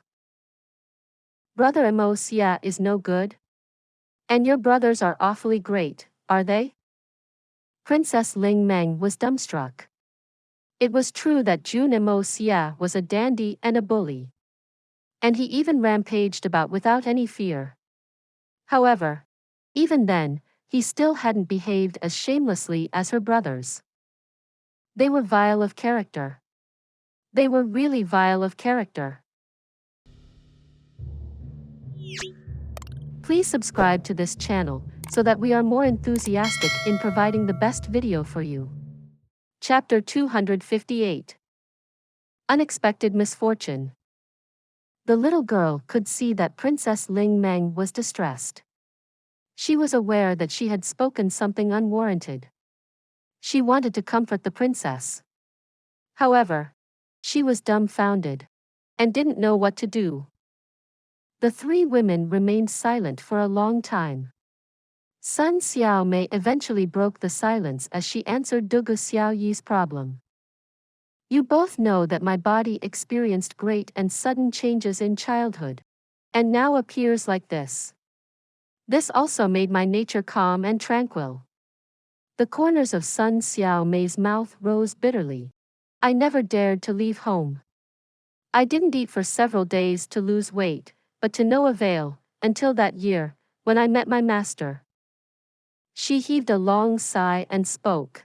I've had this bewildering illness since the age 5. And it has already been 15 years now. I've learned to see through things and understand them over these past 13 years. I don't care about my appearance anymore. Do you think I would measure people by their beauty? I only perceive people's feelings when I look at them. As to how good they look, external beauty is only something one can show off, it's secondary.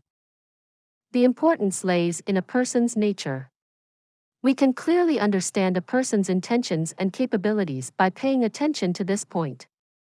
Sun Xiaomei smiled a somewhat mournful smile.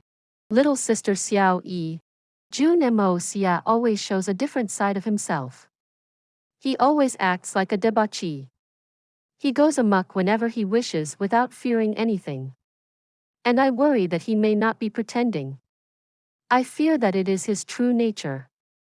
He and I could meet only for a short while. However, it was clear that he never gives anyone importance, and only does what he wants. That man will never hold anyone highly in his eyes. Therefore, I called his nature arrogant. Sun Xiao Mei's smile was indifferent. It may even be called evil. The little girl was convinced deep inside.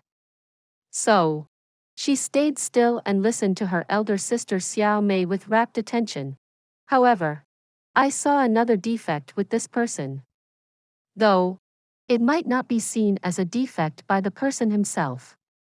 And with regards to this, the young Master Jun is more ruthless than anyone else. Therefore, you haven't ascertained him properly. You have already been moved by him once, but you mustn't invest too much into your relationship with him. It will be very painful for you. Dugu Xiao Yi pursed her rosy lips. There was a resentful look in her eyes, but she didn't say anything. She knew that Xiao Mei was deeply concerned about her, and did not have any malicious intention. Sun Xiao Mei sighed inwardly. She was aware that her little sister was not listening to her. Princess Ling Meng was on the side. It seemed as if she was in a daze. She seemed to be walking in between the conversation. She appeared to be listening and not listening. Her mind was a complete mess, and she didn't know what she was thinking. She became aware that her sisters had suddenly become quiet. Ling Meng, you don't seem well. It's better if you return to the palace and rest. Sun Xiao Mei looked at her with a worried expression. I don't wish to go back. I won't go back. Princess Ling Meng was afraid of returning to the palace. She didn't know how she would behave, or what frame of mind she would meet her family in.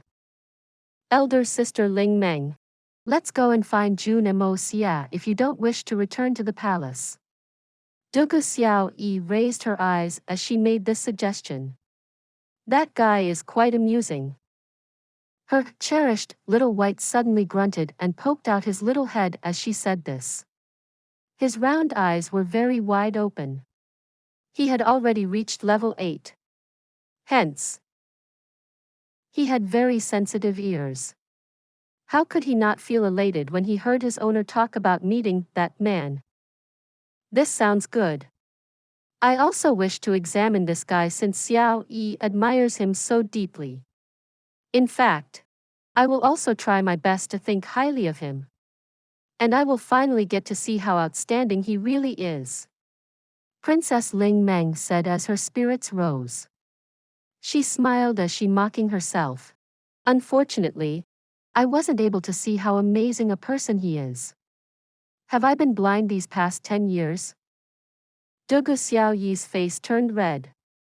She knew that the princess's words weren't like her elder sister Xiao Mei's. Her elder sister had given her a warning out of pure goodwill, but Princess Ling Meng had just taunted her. So, she couldn't help but retort. Of course you are prejudiced. You look at him with disgust, so, how can you find anything good in him? In any case, I've got good eyesight. Sun Xiao Mei smiled. Her two sisters were sticking to their own opinions and were refusing to come to an accord. The three women leisurely paced towards the Jun family's residence. Their 6 maids followed in their suit. The bickering between Dugu Xiao Yi and Princess Ling Meng somewhat pacified the mood as they walked along the way. The distance to the Jun residence wasn't much, and the streets were bustling with people. Other pedestrians were admiring the 2 beautiful women walking on the street. Everyone, without exception, feasted their eyes on the 2 pretty women. After all, many hadn't seen outrageously beautiful women such as these in their entire lifetime. Now there were actually 2 of them walking together. Some dignified noblemen would even take a hasty and covert look at them. They would then turn back and move on. They would keep that image in their hearts. This is my kind of beautiful. Then, suddenly, there was a strong gale, and two azure lights reached up to the void sky. Then, these two lights suddenly shot towards Princess Ling Meng, who was amongst the pedestrians. It was like two blue arrows had been shot from a bow. Such speed could not be avoided. An angry cry was heard. A person glowing with a glamorous azure light appeared. He was dressed in black. There was a long double-edged sword in his hand. The sword seemed to be congealed in brilliant rainbow-like aperture. And then, a lonely light came towards Princess Ling Meng. A single sword had suddenly held back many others, of Sky Xian level. Yi Gu Han had arrived. Bam! Bam! The sound of the collision echoed twice. The three people retreated simultaneously. The two other Sky Xian experts were dressed in black, and their faces were covered with masks. They fell back at first, but charged forward once again. Brilliant blue lights flickered from both of them as they moved towards Yi Gu Han. Yi Gu Han smiled coldly. He didn't seem frantic as he held his double-edged sword at an incline. It emanated blue light as he pointed in towards the enemy, as if ready to do vital damage. It seemed as it wouldn't succumb to the opposition. The crowd exclaimed at the sudden outset of this incident, and quickly scattered in order to escape. The bustling city street had quickly become deserted. The three people including Yi Gu Han tumbled and entangled. Suddenly, there was a loud whistle. 3 azure lights appeared, and shot towards Princess Ling Meng at great speeds. She was behind Yi Gu Han. Yi Gu Han's voice trembled as he shouted. He got away from his enemy, and retreated with a sense of urgency in his movements. He didn't evade any of their attacks and bore them on his palm and leg while still fighting his two enemies. His body sprayed blood on getting hit, and was sent spinning backwards. He fell in front of Princess Ling Meng. His long sword issued a clanging sound as it fell. His hair and beard were disheveled. Yet he still didn't step back further. Not even a little. The other 3 men arrived simultaneously. The other 2 assassins had followed Yi Gu Han's retreat as well. They caught up with him at lightning speed. Yi Gu Han's angry complexion quickly faded away. It was replaced with a blood-red, yet tranquil expression. His sky-blue Xian color became stronger and stronger. Even his sword's killing intent grew sharper. His power seemed like that of an insane tiger. However, his sword's movements weren't chaotic. They were precise. Surprisingly, one Sky Xian was taking on 5 other experts of the same level alone with his own strength. His hands were full as he fought off the assassins. However, he still caught hold of Princess Ling Meng's slender body. He put all his effort to throw her away, as far as he could. He then howled. Quickly! Run! The princess's delicate body flew for about 30 meters, and then fell to the ground. Her eyes were red and teary. She choked with emotion. Uncle Yi. Most people of the senior generation would only think about their own good, only her Uncle Yi was different. Sun Xiao Mei's eyes twinkled. The target of the assassins is obviously Princess Ling Meng. And Yi Gu Han won't be able to keep 5 Sky Xian experts at bay. We can only request for quick reinforcements in order to deal with this situation. However, these 5 great Sky Xian experts could be considered the strongest in all of Tianxiang City. So even if all the great houses of the capital were to lend aid, and even if their reinforcements arrived on time, it was doubtful that they would be sufficient to deter the threat. Xiao Yi, quickly send Little White to call for reinforcements. Sun Xiao Mei was very intelligent. She saw Little White at Dugu Xiao Yi's bosom. She looked at his eyes and realized that he had understood the plan. She had calculated that no one would be able to bring help on time, much less help them escape. However, Little White was different. Little White was still very young and not very strong. However, he was still a level 8 Xian beast. His ultra speed was unmatched. Even a spirit Xian expert was unlikely to catch up with him. Moreover, his small size would make it very difficult to catch. Dugu Xiao Yi immediately came to her senses and grabbed Little White from her bosom. It didn't matter if he understood what she was going to say or not. Little White, I'm depending on you. Hurry up and inform my father. Tell him to come as quickly as possible. And save us. Hurry up and go. Sun Xiao Mei urged anxiously. Why are you dawdling? She quickly drew out a blade. She resisted the pain as she cut her arm with it. Then, she quickly tore a strip of Dugu Xiao Yi's clothing, dipped it in her own blood, and tied it to Little White's leg. She then tossed him away. As long as anyone from the Dugu family saw that blood-stained piece of cloth, they would immediately understand that Dugu Xiaoyi was in danger, and would quickly rush over to their rescue. Beyond that, these women could only wait. Little White whimpered loudly, and shot like an arrow. One of the 5 assassins grinned fiendishly. Come here, you little whelp. He reached out with his hand. He had thought that it was just a little cub. What could it possibly do? And so, he attempted to grab it. He thought. Little White was angry. He jumped and suddenly its small mouth bared a set of very sharp teeth. He ruthlessly chomped down on that man's hand. And simultaneously, Little White extended his sharp claws with lightning speed and scratched the man's arm. He took out a chunk of the man's flesh while doing so. Then he proudly hummed and scuttled away to escape from that place. He vanished from everyone's eyes like a wisp of smoke. That black-clothed assassin howled bitterly in pain. The pain was sharp enough to cut through to his bone marrow. The Sky Xian expert had underestimated the enemy, and had thought it to be merely a small cub. However, that small enemy had left him in this condition. He was completely unaware that the young cub was already a level 8 Xian beast. Please subscribe to this channel, so that we are more enthusiastic in providing the best video for you. Chapter 259. Desperateness. Gentleness.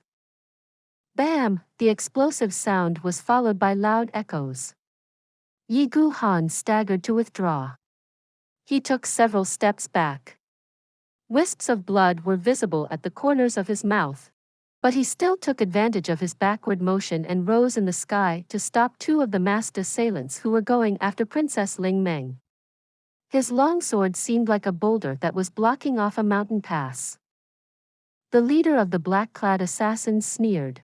Yi Gu Han, our original target was only Princess Ling Meng. But now we younger brothers have no choice but to kill you since you so wish to court it so dearly. He waved his hand. All the 5 men disappeared into 5 different directions with that gesture. Then, attacked Yi Gu Han in unison like howling wind and torrential rain. Yi Gu Han's sword was as quick as a snake. It took the shape of a light in the rain. He opened his mouth to shout. Who are you? Do not hide. Tell me your names. Our names? We have covered our faces with masks in order to hide our identities. Yi Gu Han, it is a surprise that you make such childish demands despite the fact that you are a Sky Xian expert. I'll tell you what, why don't you take your white face to the underworld? Then you could ask the king of hell himself who sent you there. The leader of the masked men smiled devilishly. Then, his body suddenly rushed forward and his expansive clothes floated in the air, as if to cover all the bright things in the mortal world. Third, you must hurry and capture that little girl. Any delays will create complications. We can't live with such problems.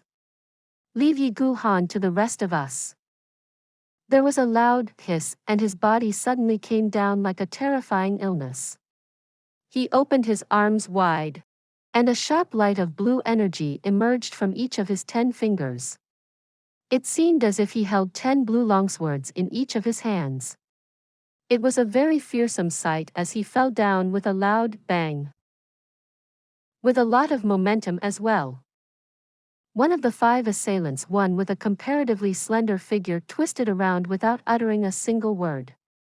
This person was about to disappear in order to fiercely pursue Princess Ling Meng. Yi Gu Han saw this, and let out a loud and mournful cry. His cry shook the heavens.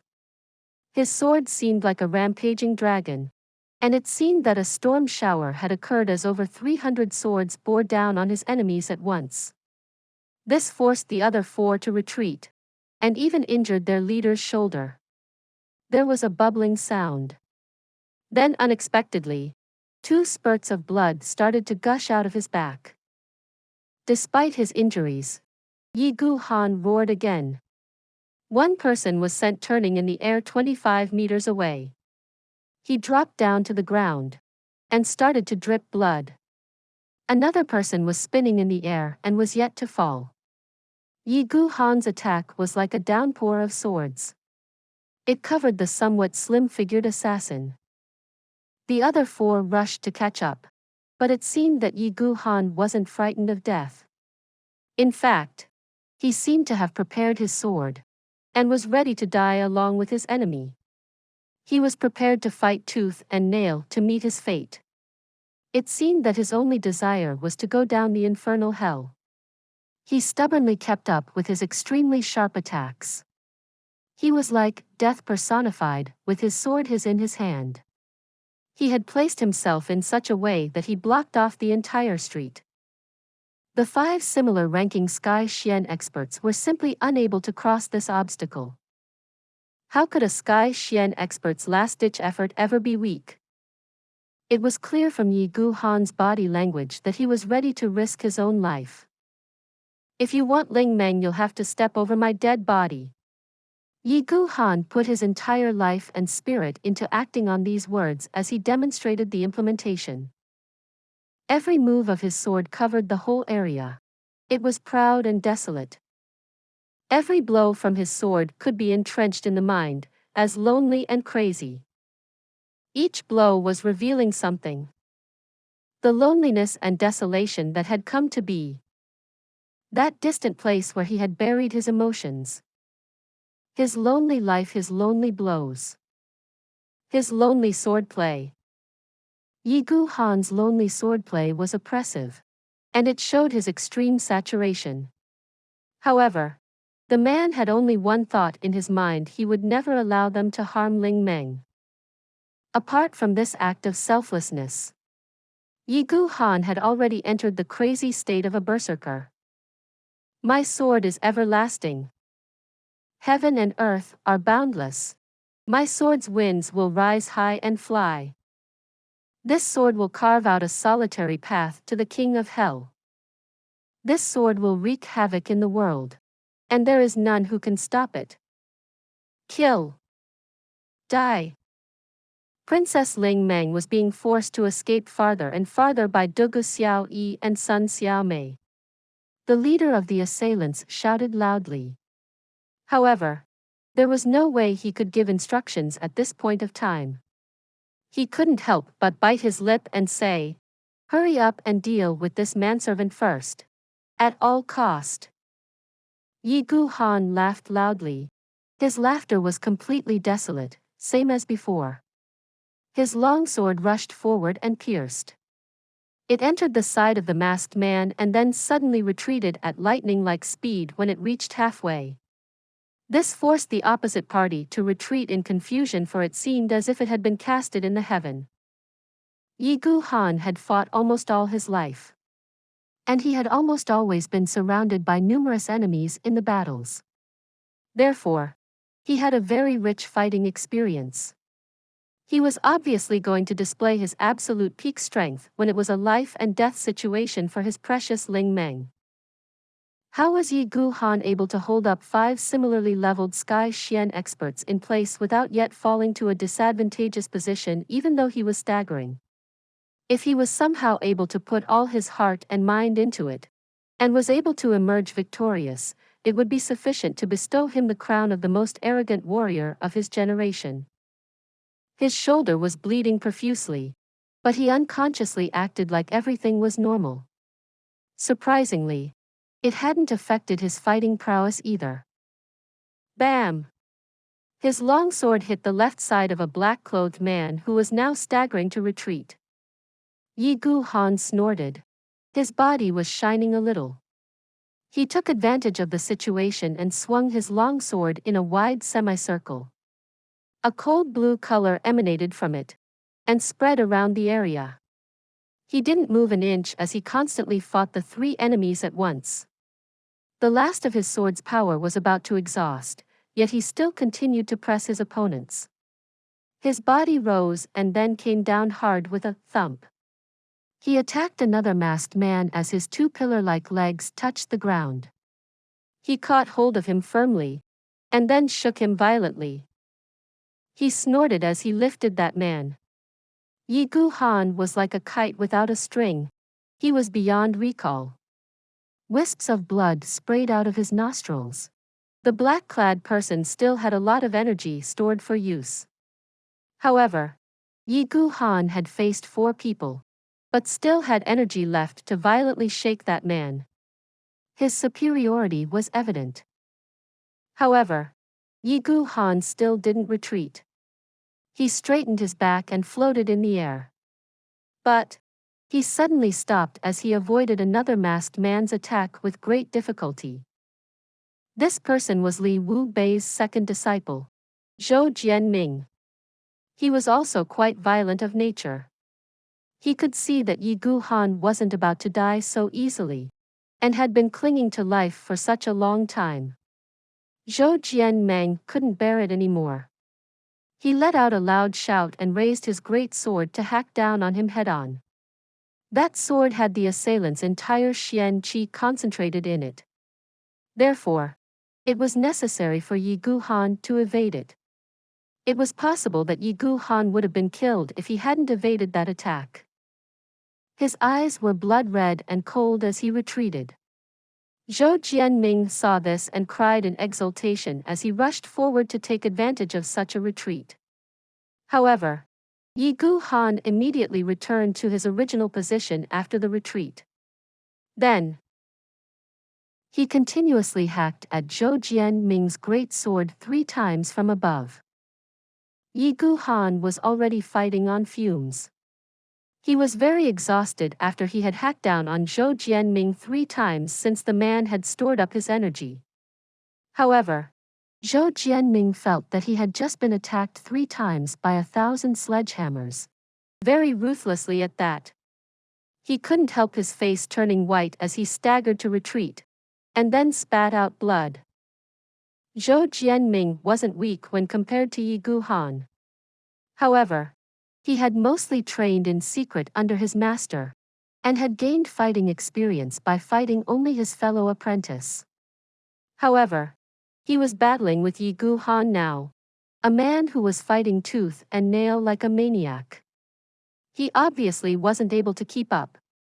The gap between the 2 parties was very huge when it came to a real life-and-death match, despite the fact that they were pretty evenly matched skill-wise. Therefore, it was natural that Zhou Jianming would individually lose. Yi Gu Han had been seriously injured.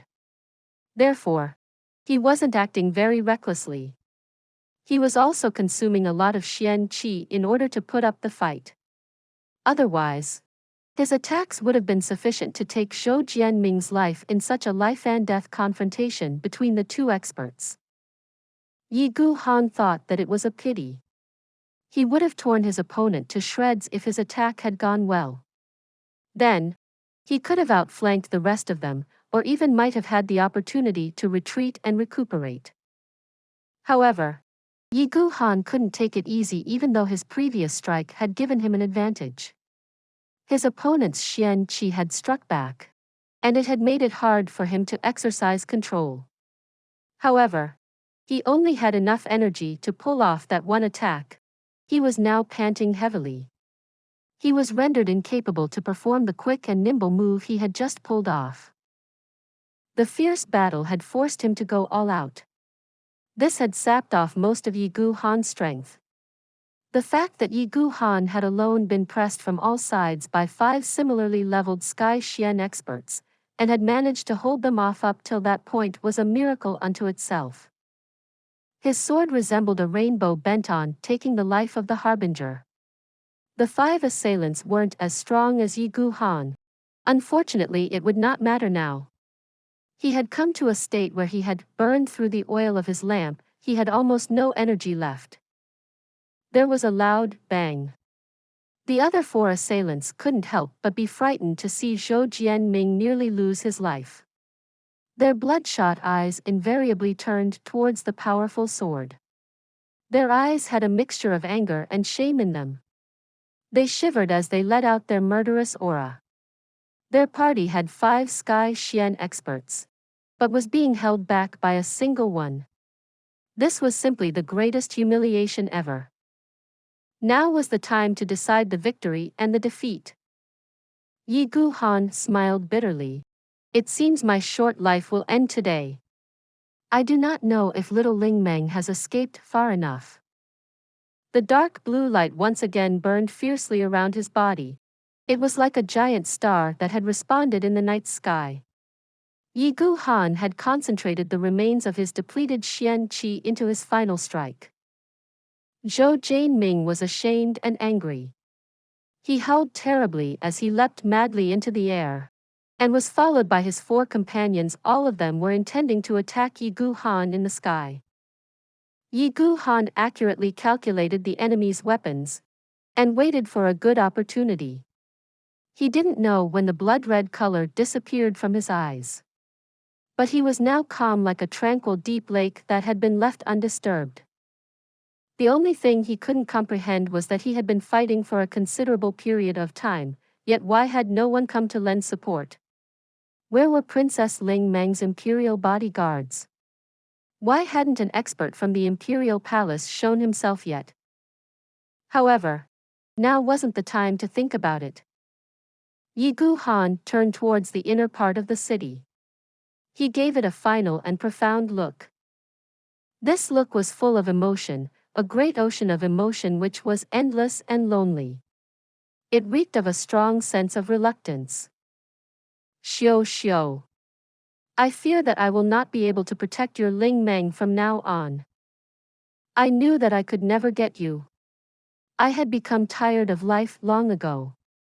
I'm aware that you will never be mine even in this moment of life or death, yet, I'm unable to let you go. I hate to part with you. For you had always claimed the softest part of my aching heart. Xiao. Will you be lonely if I cease to live in this mortal world? Will you shed tears for me? Yi Gu Han didn't have any more time to think since the sword attacks of his 5 enemies had descended upon him like a storm, and had drowned his proud body amongst them. Yi Gu Han laughed loudly and unimpeded. He gripped his long sword tightly. His face was unhesitant, calm, and welcoming. All the sweet memories of the past had quickly and had vividly flashed in his mind. The freshness and purity, the long silky hair that floating in the wind, that flower-like smile, and that ardent face so full of hope and expectation. And finally, those tearful eyes looking at him with reluctance, all of it first became fuzzy, and then faded away. The past 20 unfeeling years of Yi Gu Han's life had just flashed through his mind, all stemmed from this gentle feeling of inseparable love in his heart. Please subscribe to this channel, so that we are more enthusiastic in providing the best video for you. Chapter 260. Little White arranges a rescue squad. The Li residence. Li Yuran was alone inside his room. A small portrait hung in front.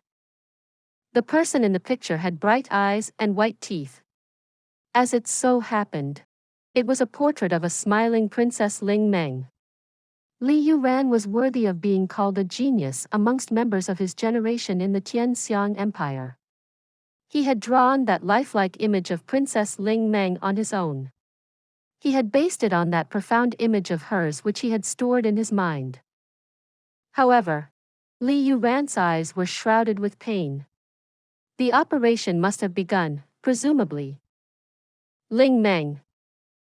Li Yuran looked up, and then resolutely closed his eyes. Suddenly, a yell arrived on his lips. It had come from the bottom of his heart. The sound was similar to the howl of an injured beast that neared its death. It sounded coarse and sad. He then ferociously started to punch the wall with his fist in anguish. These powerful fists collided with the wall. His fists were soon covered with blood, which started to drip to the ground. It seemed like Li Yuran hadn't slept much. In fact, he looked distracted. His face was expressionless as he closed his eyes, and a drop of tear noiselessly fell down from each of his eyes. "I'm sorry, my beloved. To increase my influence and gain the favor of my master's men, I had to sacrifice you. I had no other choice." Jun Mo Xie and Jun Xie were slowly moving away from the aristocratic hall. They had repeatedly reminded Tang Yuan to purchase the discussed herbs and to store such purchases properly in an appropriate place. They seemed satisfied and hence finished up with their busy day, and started to travel towards their home. Taking into account that day's matter, it went satisfactorily overall, except for a few unexpected incidents. The prices during the auction of the extraordinary wine had reached a point that even Jun Mo Xie hadn't dreamt of. One could say that they were returning home from a rewarding endeavor. The third prince had used his powerful position to force a misdeed at the end of the event. However, it couldn't be considered to be a bad turn of events since the young Master Jun had taken advantage of this incident, and had successfully planted a seed in the immature and spirited mind of little Yang Mo. He could use this in the future to perhaps incite or eliminate many targets. And coming back to the original topic again, the final batch of those 100 wine bottles was under the Prince Equivalent's name. Therefore, they were a part of the Prince Equivalent's stock. So it would seem that the Jun family and the aristocratic hall had no direct relationship to it. Even though such a thought process would seem a bit shameless, but this fact would hold true regardless. The princes didn't treat the Prince Equivalent side as one of their own. However, it was unlikely that Jun Mo Xie would take a step to help them out, because it wouldn't be worth it. Jun Mo Xie wasn't a man of vile character who always sought after profits. However, he never pursued matters which didn't gain him anything. This was a hitman's code of conduct. And this was how Jun Mo Xie conducted himself in his previous life, and in this one. Heroes. I'll leave that role for others. I'll just do what I do, what my heart desires, what I love. I decide what I love. I decide what I do. No one in this ***king world shall control me. Absolute freedom. This was Jun Mo Xie's biggest goal, the main pursuit of his life. Jun Mo Xie had once said before the aristocratic hall's opening, "I'll take the aristocratic hall to a stage where one day of its sales will be enough to sustain a family for 3 years' time." However, hadn't the day's achievements crossed the goal? Perhaps a family could sit and eat in leisure for an entire lifetime with so much money. Hai Chen Fong, the man now known as gang leader Hai, wasn't able to obtain a single bottle of that extraordinary wine. However, Jun Mo Xie sent him a gratuitous present of 50 wine bottles from the batch under his own name. Such treatment was a must for the people on his side. I bid 1 million taels. The Sky Xian customer had raised this trademark bid several times. Hence, he merrily received the 50 bottles and returned to his lair. He would certainly announce that he had obtained them during the auction since he was an aristocrat. Jun Mo Xie was riding a horse, while Jun Xie was on his palanquin. The uncle and the nephew had their hands tucked in their sleeves. Their mood was cheerful yet serious. Each was thinking about their future plans and the arrangements of manpower that were necessary for their schemes. Both of them were individually making their calculations on the road back home.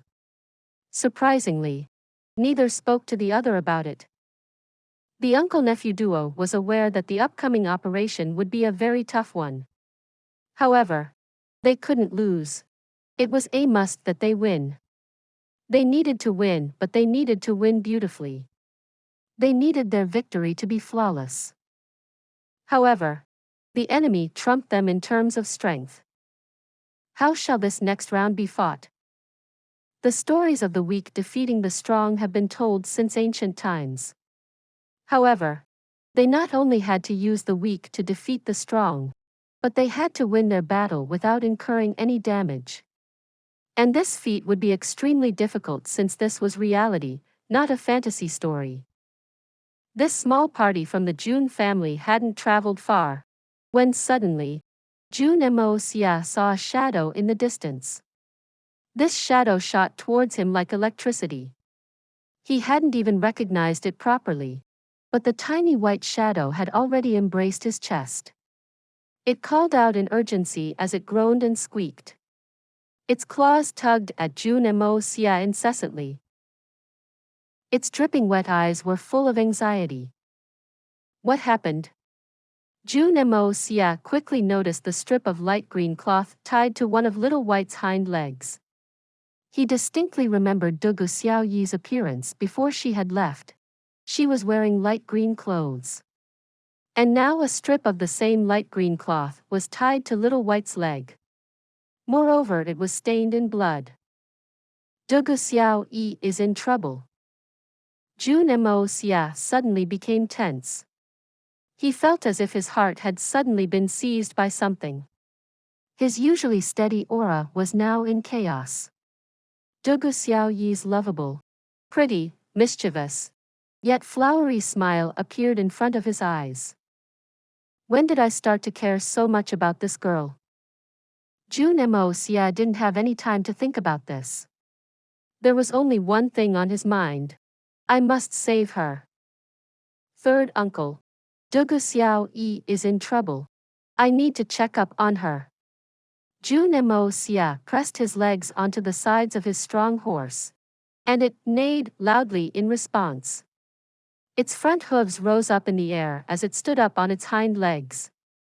They hadn't even touched down as its back hooves took a step ahead. Then, he leapt up and shot away like an arrow. The crazy hoof beats rolled and echoed like thunder as Jun Mo Xie followed Little White's swift shadow, and went off at a great speed. A wind whistled as the horse turned the corner of the street. It was almost as if a black cloud had descended upon Jun Mo Xie's horseback. However, it seemed like this new arrival was weightless. In fact, the strong horse subconsciously went a little faster in its state of mad rush. That man was Jun Xie. This bloodied war general's face was filled with an air of cold murderous aura. Jun Mo Xie regarded Dugu Xiaoyi with affection. How could an experienced man like Jun Xie not see it? To him Dugu Xiaoyi was as good as his nephew's wife. How could he allow anyone to trouble her? He wouldn't permit anyone to harm a single hair on her body. Such was the Jun family's mindset. It was such in Guan Qing Han's case. And it was the same for this little girl. Jun Xie wouldn't allow the tragedy that had plagued his life to occur again. If he thought it necessary, he would destroy everything in order to protect his nephew's wife. So, would Jun Xie be willing to sit through this matter after hearing about it? The strong horse neighed wildly as it galloped like a mad beast. It seemed as if the doubly astride horse had lost its mind. It turned one corner after another and disappeared into the distance. It only left behind some wind-blown dust, which quickly dissipated in the autumn wind. Donghua Xiao Yi and Sun Xiao Mei had carried the same idea: send Little White to the Donghua family in order to arrange a rescue squad. Only the experts from the Donghua family could be expected to have a chance against such a threat. Any other reinforcements might turn out to be useless since they may not have the capability to face 5 such high-leveled Sky Xian experts. Though in consensus, their idea was naive. Moreover, Little White was immature and couldn't understand their words clearly. However, he understood that his master was in serious danger. And he understood that his master had sent him away to seek reinforcements. But who was he likely to seek out? Naturally, he'd seek out the most powerful rescue squad he could think of. Little White was quite intelligent. However, there were only 2 people in this world he was close to. One was naturally its master Donghua Xiao Yi.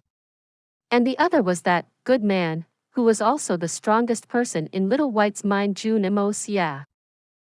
This person had helped it upgrade its level in childhood itself. So wasn't he already the strongest?